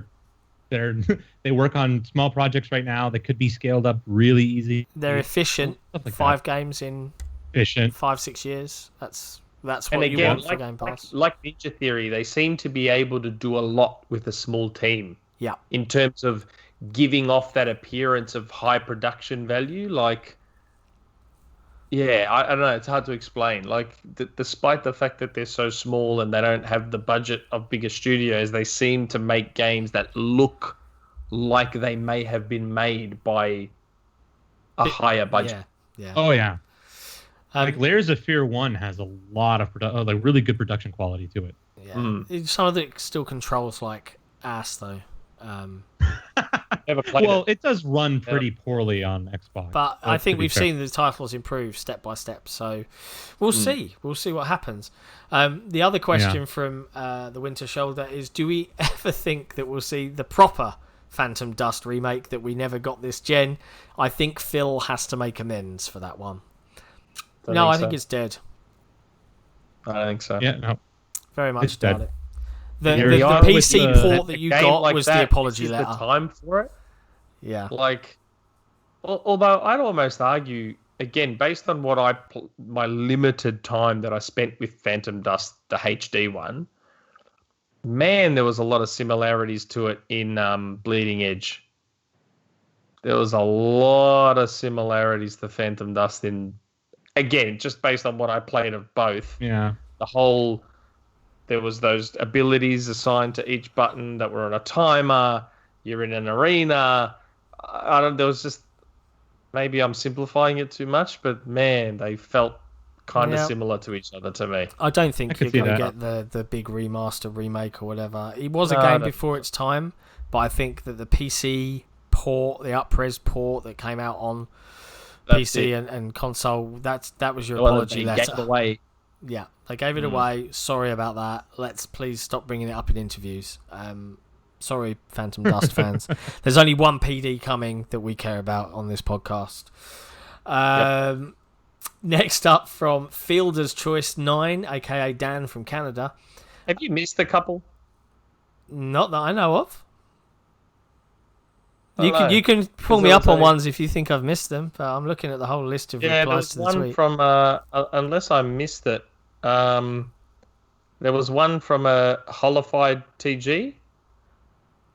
He asks, with the start of next gen coming up and Phil having the full backing of Microsoft, do you think he starts to do more big second-party exclusives from studios that haven't made a big game but he sees potential in? So I assume he's talking about like your Rises, your Dead Rising 3s.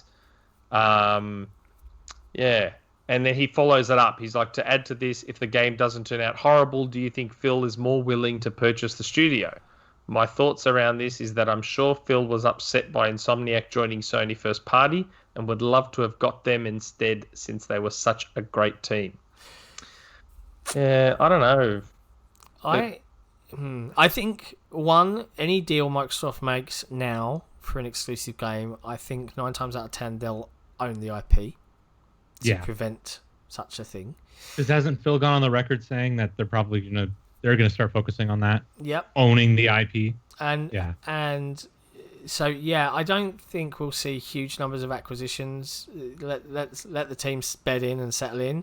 But I think Microsoft will they've got way more wiggle room now than previously. But look, we've got 15 studios. Some of those studios, of those 15, have 2 teams within them making games for the next gen consoles. We're going to just see lots of games. I'm not too fussed about acquisitions. I think in a way acquisitions are used a little bit as list war ammunition to make whatever plastic box you feel you support more win arguments with. It's just about games now for me, but you'll definitely see second party publishing deals and things like that. There is 100% Microsoft Global Studios Publishing is absolutely out there. They've made those deals. There's going to be games coming from those second party or third party partners coming in July's show that we have no idea that exist. I was about to say that's probably, I'd assume that's where we'd see them. Yeah,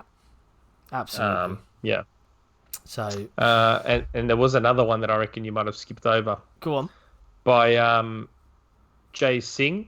I've got Jay Singh on the list. You've got him? Okay. Yeah. I'll let that go then. Good shout for calling it out. I don't know why it's not appearing in my list. This goes to show why Ed should always do the Twitter questions, apparently. Dan from Canada at Fielder's Choice 9, he asks, what features of the Sony ecosystem would we like to see Xbox borrow and vice versa? Right now, the suspend feature is pretty broken on Xbox, but works flawlessly on Sony's. But the achievement progress is amazing on Xbox, though often the achievements don't work consistently as the PlayStation one does. Well, SharePlay. I want SharePlay on Xbox. SharePlay's great. Well, yeah. I was about to say I wanted remote play, and we're getting that now via xCloud with console streaming, which is good. Share play, we kind of got a weird version of it via Mixer, really. Kind of. Yeah, but that's a backwards way of doing it. That's a really backwards way of doing it. Yeah, I find it weird that, like, for me, the fact that Sony's had remote play, even with its own limitations, but they've still had it for such a long time, and we're really only just getting it this year, later this year from Microsoft. Yeah. I still find that utterly bizarre. Yeah, it's weird, isn't it? And again, don't get me wrong, remote play's not perfect. Like, I think most platforms you have it on, you have to use it on Wi-Fi. Like, it doesn't work. Like, on iOS, you can't use it with 4G. Like, you have to be connected to Wi-Fi to use it. Yeah. And I think it's only 1080p if you're doing it from a Pro. Just, there's other weird stuff with it, but yeah, I think I'd love Microsoft to add proper Bluetooth support to the Xbox consoles. I'm stunned it's not in Series X. Oh, yeah. The idea of having Bluetooth headphones that work across all of the devices. Proper USB headset support. Yeah. Because you know how much of a pain in the butt it is to just like find a consistently good pair of like headphones, have wireless headsets that you can use between PC and Xbox that don't rely on the Xbox wireless crap. Yeah. It's all USB dongles, all of them. And none of them work with the Xbox. Yeah, because unless it has Xbox Wireless built in, you're SOL. Like, come the hell on, really? It's just a USB. I have a slot on the front of the stupid console. Let me plug this in and let it work, for God's sake. You know, there are so many good headsets that are basically PC exclusive, PC and PS4 exclusive, like all the Sennheiser ones. Yeah, because they all use USB dongles. And none of them are compatible with Xbox. It is ridiculous. Go figure. You're chasing the PC market. Even the I Switch, can't even use a PC headset. Come on. Even the Switch is better about that stuff. Like, I can plug in the dongle from my PlayStation Gold headset. I can plug it into the Switch dock and use my PlayStation Gold headset on Switch. Yeah. And he's right about the suspend resume thing. We've spoken about that numerous times. Like, it's not broken, but it's like the Xbox UI in general. Unreliable, can be really buggy. Like every time I use suspend resume on PS4 and Switch all the time because I know it is gonna work every single time. On Xbox, it's hit and miss. I don't use it. I just don't use it. I close my games out. You guys are missing the biggest. I close my games out and then close the console. You're missing the biggest one here. Like, I'm really hopeful that Xbox, can benefit from Unreal Engine 5.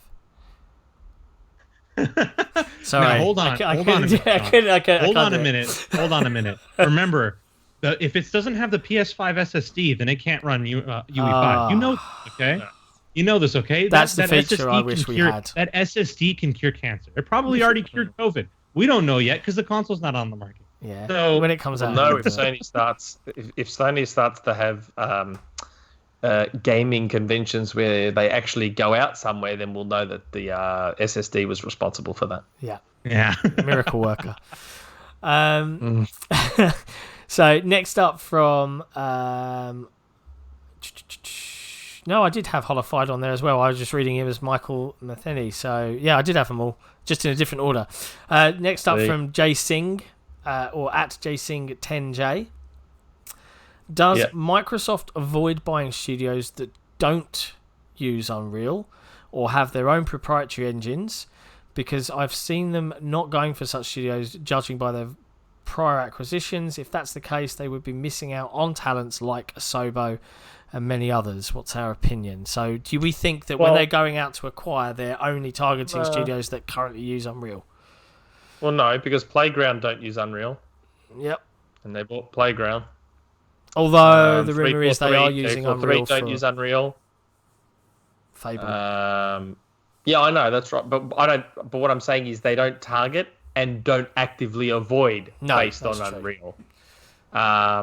But I do find it funny about the whole Unreal and PS5 thing when almost none of Sony studios use Unreal, yet almost all of Microsoft's do. Yeah. I do find that a little bit funny. I've got to give it as a canny marketing move from Sony. Well played. Yeah. Yep. They've always done that better than Microsoft anyway. That's, But yes. I just think, yeah. I think no, they're not going to avoid. Doesn't matter what technology. It's about how efficient they are. I don't think Bluebird don't use Unreal, do they? I can't remember. Someone correct me. Sure. Someone correct me in the YouTube comments. I can't remember. No, but they definitely don't. Like Double Fine weren't known for using Unreal. No. Ninja Theory definitely weren't known for using Unreal. So yeah, no, they definitely don't pick their studios based on the engine they use. Not at all. At least evidence wouldn't suggest as much. Indeed. Okay, next one from J_Patel19. They added well-known nice guy and insider Shinobi. His recent comment on Resetera struck me. He had doubts about the presence of Initiative or Playground games at the July event, or even new IP from Obsidian, probably just Outer Worlds DLC. How much confidence do you guys have of those studios' presence in July? And for reference, Shinobi's comment was in talking about how scale of 1 to 10 hype would he be. I don't like to give something like number rankings because July could roll around and someone might not get a specific announcement that they were looking for and feel let down. So is he caging his bets? We know how that feels, don't we? Yeah. So I think you will see Playground Team 2 with their action adventure RPG, and I do think you'll see the Initiative. Well, to go back to an old rumor mill we had, that's probably been forgotten. I had been told that Microsoft was going to break their rule, quote unquote, and announce games that, and this was before. Remember, this was before COVID. Yep. When they were still going to have an E3, that they were going to break their rule and announce games that were much further out. When they said they probably weren't going to do that as much anymore. So based on that, we're still pretty confident that, we're going to see all Fable should, whatever Playground's working on. Because in the end, Microsoft just don't have any choice. And I think the Inside Xbox has highlighted it even more how much they need to announce these games. Like, that the fact that they stumbled on Inside Xbox, it's just made it all the more pertinent that they need to say. Honestly, I think they could solve a whole host of problems if they announce these games, but don't put dates on them at all. Don't even mention a date. They're coming. Just put the trailer on there saying, this is in development. We're working on this. Yeah. We don't know when it's going to release. We don't know when it's coming out, but you need to know it's in development. Yeah. They just showed a Metroid Prime logo. That's all they did. Yeah. The one mistake Xbox could do is is when they show these trailers, they put dates on them. Yeah, just be ambiguous. It's easy. Yeah. Don't. Just give us the trailer. That's it. If Fable and Perfect Dark aren't far enough along to show anything, then just show their logo. Yeah. And say, hey, they exist and they're being worked on. So at least people know that they exist. Yeah. So, even if we're going to go the fanboy route and talk about list wars, at least it's 2 more things that can be on the list. Yeah. Just acknowledge that they exist. Yeah. And that's all you have to do. And you know what? When you're hyping up that July show, please be aware of that. It's just... I'm dreading it. It could go either way. The thing is, I know Microsoft too well. They're not going to learn their lesson. They're not going to. They're not going to. Yeah. Probably not. And the last question on... very quickly, before I go to the last question... the team here, obviously, massive congratulations to Shinobi, who celebrated the birth of their 3rd child, I think, this week. So, yeah. And even then, an hour later, he was on Twitter answering people's questions about video games. Mad props to you for being dedicated. 3 in 2023 is crazy. Yeah, I'm never having more than the ones I've got. Last question on Twitter from Wolffan94, aka Michael Farrow. Do we think that the Xbox's Velocity architecture is Microsoft's secret source weapon to the PlayStation 5's SSD? Well, yeah, it's not a secret. I mean, it's not a secret. They've announced it, and by all reports, that is their equivalent to accessing and streaming stuff really fast and instantly and all that sort of stuff. Exactly right. Yeah, looks cool. I mean, we've said all along. I mean, I had heard rumors of how good the PS5's SSD was last year, like late-ish last year. Like I've always known it was going to be a great thing. I believe it's being somewhat overblown in an attempt to compensate for other deficiencies. It's very delicately put, Nick. Yeah. That's probably the best way I can put it. Yeah. I think. Yeah, I think that's fair. I just think it's being overblown a little bit. Like, if you didn't know any better, you'd think the Series X was still on a spindle hard drive from 1997. tape if you didn't know any better. It's still using an NVMe SSD. And a customized one at that. Yeah, customized Not one. Using an off-the-shelf one. I bought an off-the-shelf WD Black NVMe SSD, 500 gigabytes for $100, like this past week. That thing maxes out at 3.5 gigabytes a second. Don't tell me that the 5 point something gigabytes of the Xbox Series X's NVMe SSD is going to be garbage. That is insane. It's very silly, all this. Moving on to Resetera. Solace74, aka Phil Spencer, the man himself. That's a joke, or is it? What do we think the June event will entail? So this is just for reference. June or there's a June event happening with IGN. IGN. I believe on June 10th. I don't think that's been announced, but I think that is out there. That was the thing that Jeff Grubb, is his name Jeff Grubb? He put it on his little list of stuff. There is a lot of accuracy on Jeff Grubb's list. So what do we think it will entail? If I had to take a stab, I don't think there's going to be any games there. I believe media features. Sorry? Your media features? Yeah, I think that might be a dive into the Xbox OS, maybe the new one. Maybe it'll be a preview of what's coming with the Xbox OS and features. Please let it be something that's actually good this time. Because the thing is, I just think that if there was going to be games there, that would have been part of their announcements that there'll be games. True. Yeah. But all we heard about was May and July. That's it.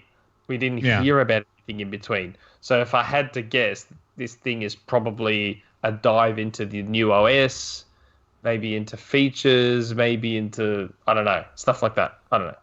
Yeah. I am going to go out on a limb. I think that we might see something about Lockhart.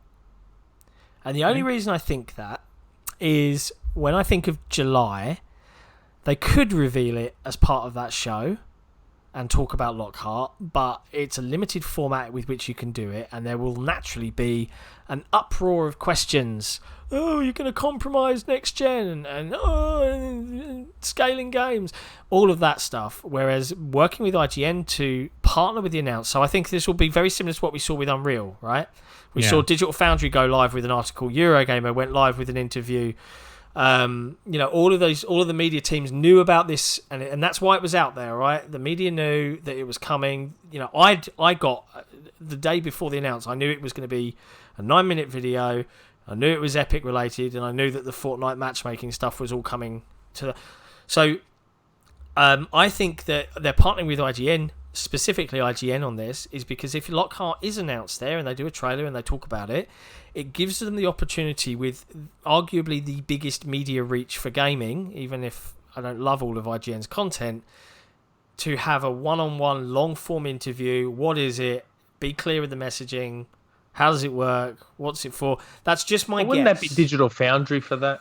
I expect a Digital Foundry to go live at the same time, because I still think the lovely chaps at Digital Foundry saw Lockhart way back in January, February, whenever they flew out to Redmond, and it's waiting there and it's coming.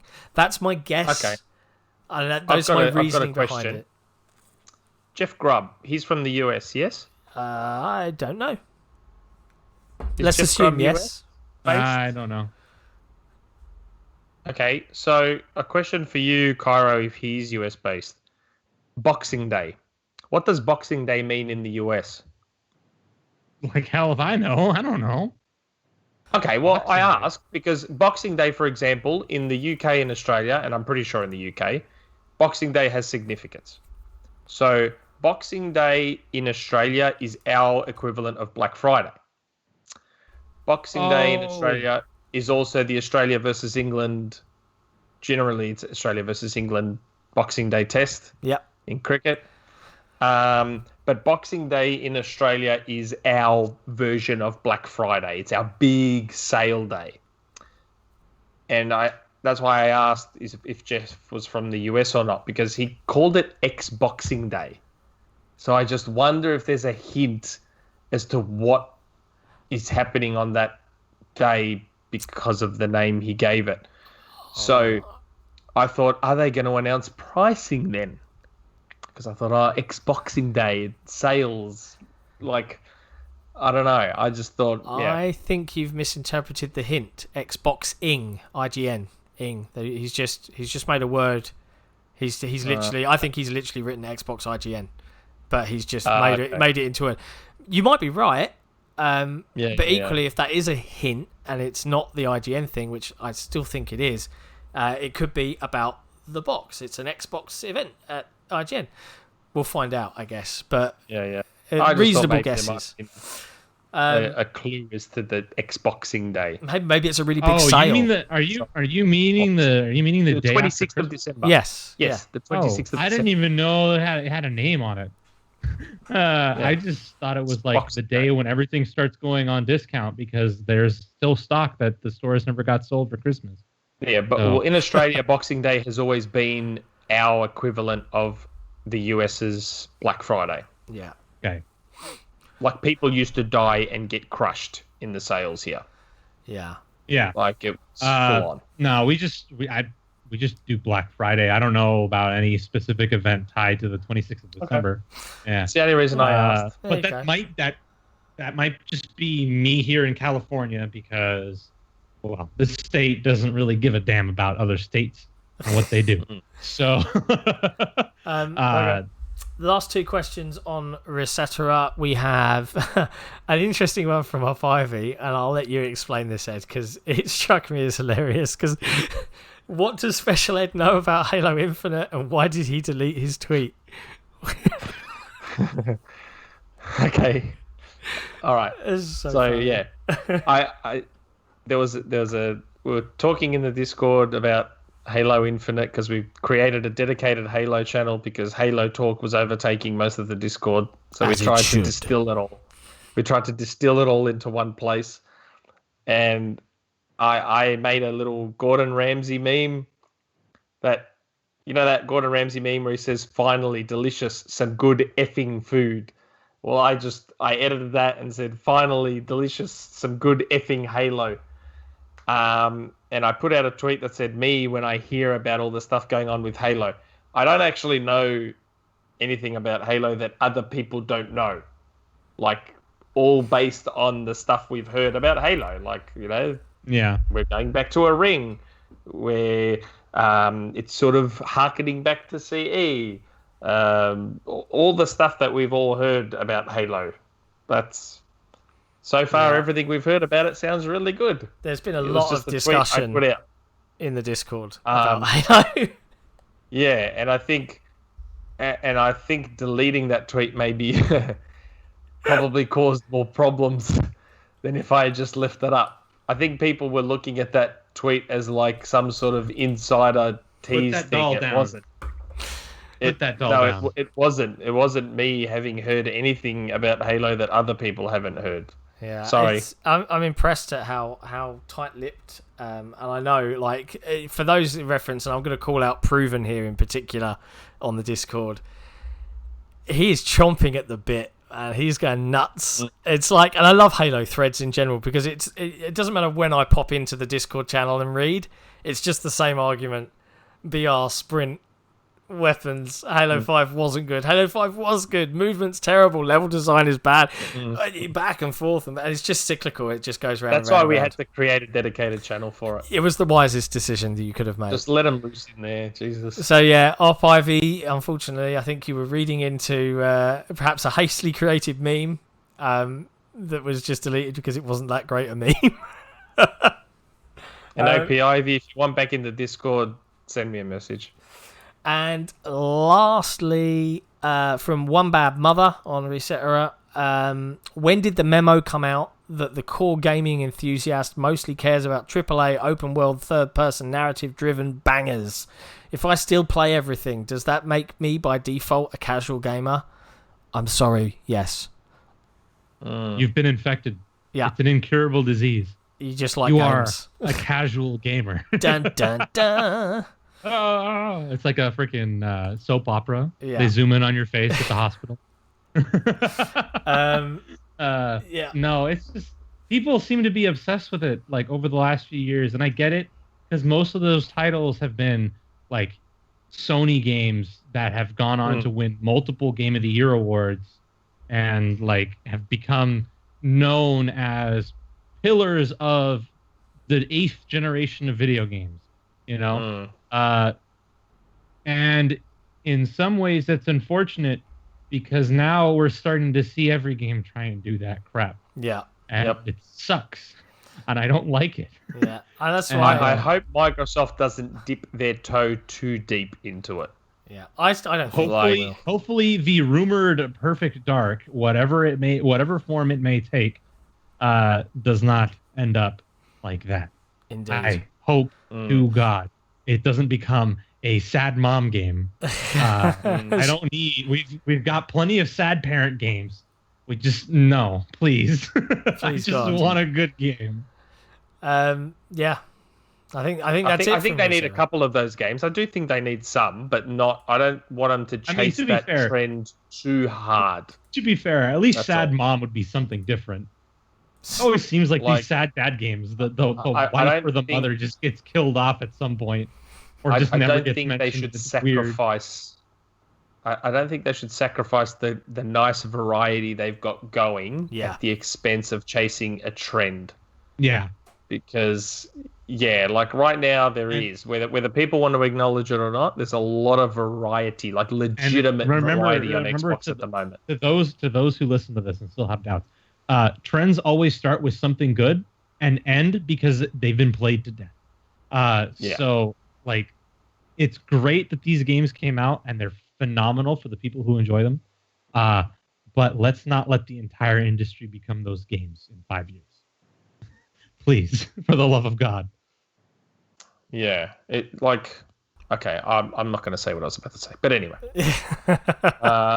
I think just the Discord is left now for community questions. I don't know if there's anything good in there.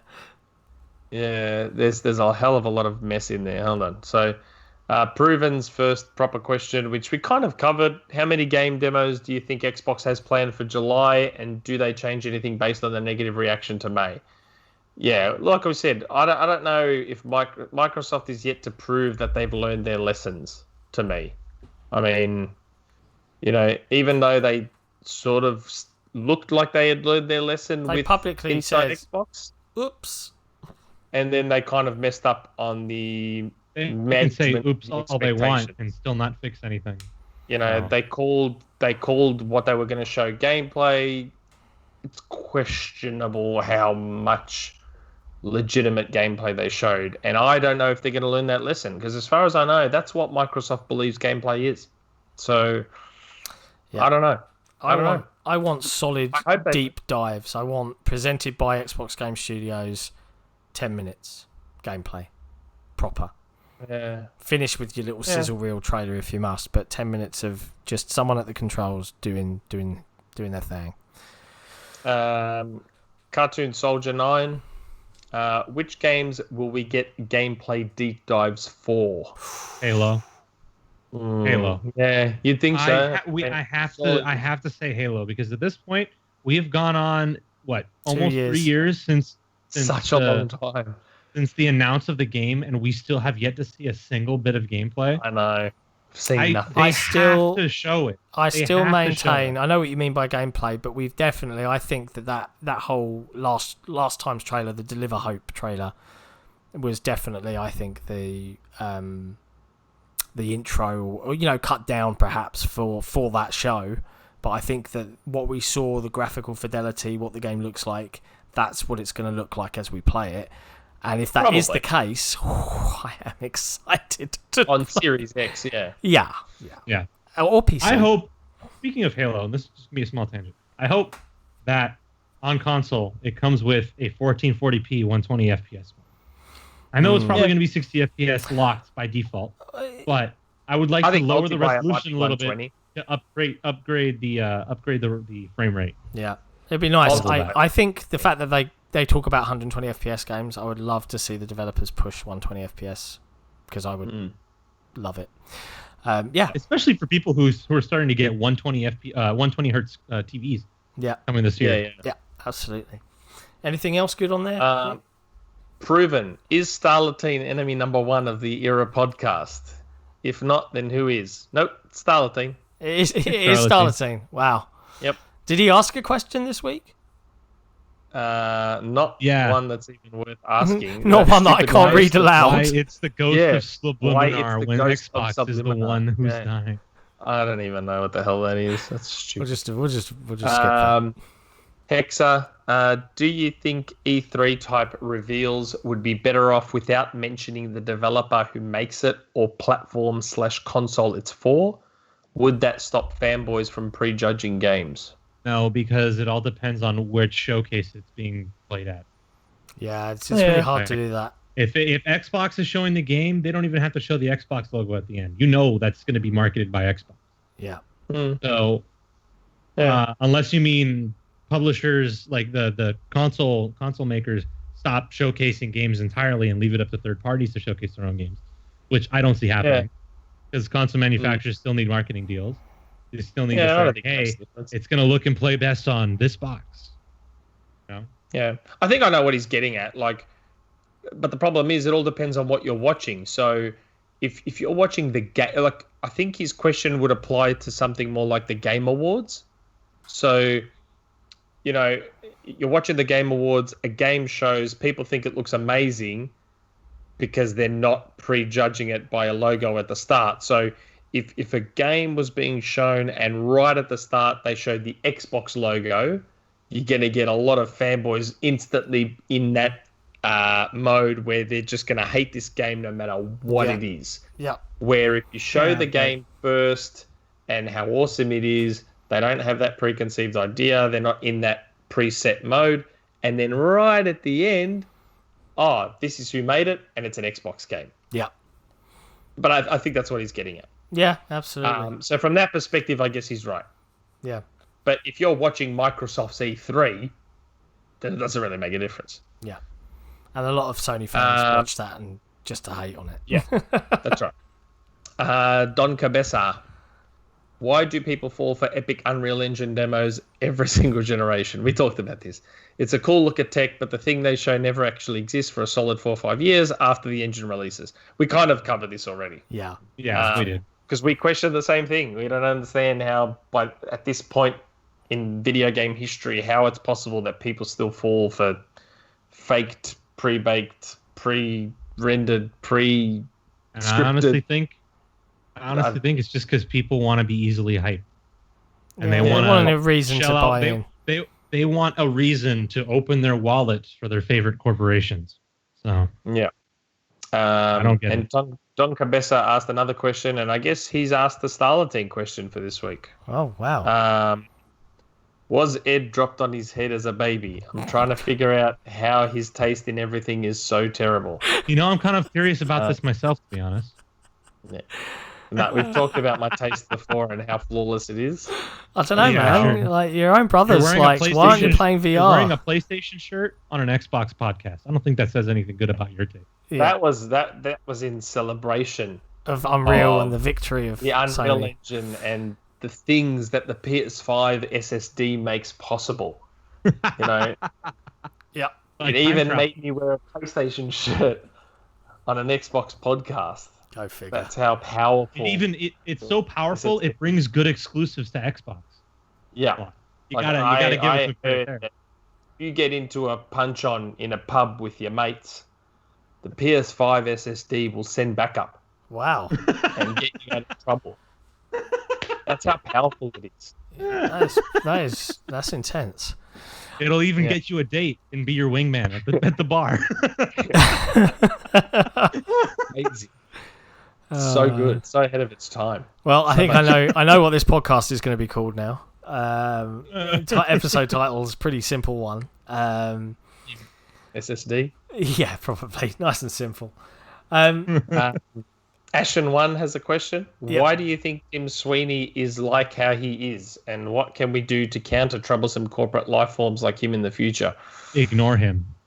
I know what he's talking about, but we kind of needed Sweeney this time around to clarify that demo is actually possible on the Series X. Yeah, look, only you could see he made it because he dodged the question. Yeah, you could see during the interview process that he's clearly been asked, "Don't talk about our competitors. We're paying you for this." Fine, but and you could see Jeff was like, "But Can you imagine though? A console manufacturer paying an engine development firm to say nothing about the obviously supported competitor's box, even though you're trying to sell the engine to as many developers as you need to get people to support it. Why the hell would you even sign a deal like that in the first place? That is some 90s video game marketing tactics back in vogue.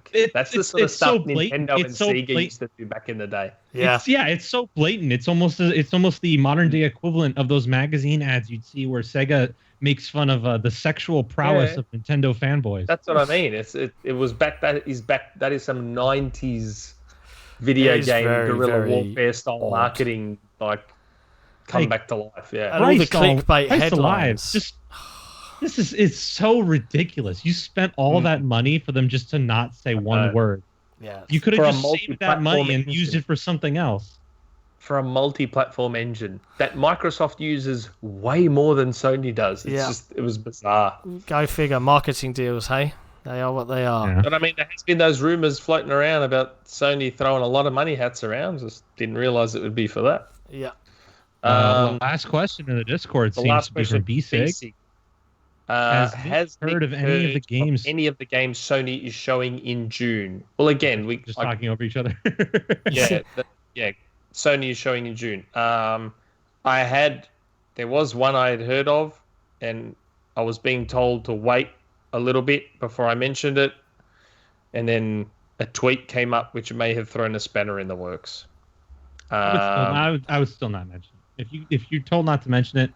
Yeah, I'm not going to. Unless someone else breaks NDA, Yeah, I'm waiting on that one. There is something that I'm aware that is being announced soonish. We're in May now. And the cool thing about this game is that I haven't heard a single rumor about it being shown anywhere. So, because I know that when I mentioned Resident Evil 4, there was a lot of salty fanboys that were like, that's not a surprise. Even though no one had mentioned Resident Evil 4. This game is in a similar boat. I'm fully expecting reactions of, that's not a surprise. But I have not seen this game rumored anywhere, not even slightly hinted at. Interesting. So, but I've got to wait. So, I can't say anything. A source with rules. Ugh. Yep. Rules. Disgusting. Well, I think that was a pretty healthy batch of community questions. And we're ticking on now in time. So I think we've covered pretty much everything that happened the last 14 days, more or less. I think. Just as a heads up for everyone that is watching or listening and is coming to the end, thank you for sticking with us, and thank you for watching. As always, if you're here for the first time, please like and subscribe our content. Follow us on Twitter at the XboxEra, right? The XboxEra. We're the only one. Yeah. Follow John or myself. Our Twitter handles are on. Yeah, we really need Cairo. You need to jump on the Twitter bandwagon. I'm still debating on whether or not to share my Twitter info. Probably not. Just make a one called @Kaironaut, and you can just make another one. Yeah, make a second account, and then they won't know your personal account. Use. Yeah, you can just make one that you don't care about if people know it, and just use it sparingly. Let us know in the YouTube comments below if you think A, Cairo should make a Twitter account, and B, you're a millennial, you should know this. Yeah, shit. And B, would you even talk to him? I already have a Twitter account. I just don't want to share it. It's fair. So make another one. Make a burner one. A burner. I'm out of here. I'm out of here, folks. All right. Well, with that, we will draw this episode to a close. Thank you, everyone, for watching and tuning in and listening. We appreciate all the support and the love, etc., etc. We're as excited for the upcoming shows next month, or month after, I should say. And if you enjoyed the content and what we have coming so far, like this video and subscribe for future stuff. Indeed. And if you don't like it, you know what to do. Send us a comment. Yeah, let us know what we can do, man, because we really want your love. Anyway, right, we're out of here. Thank you very much. We'll see you next time. Ciao for now.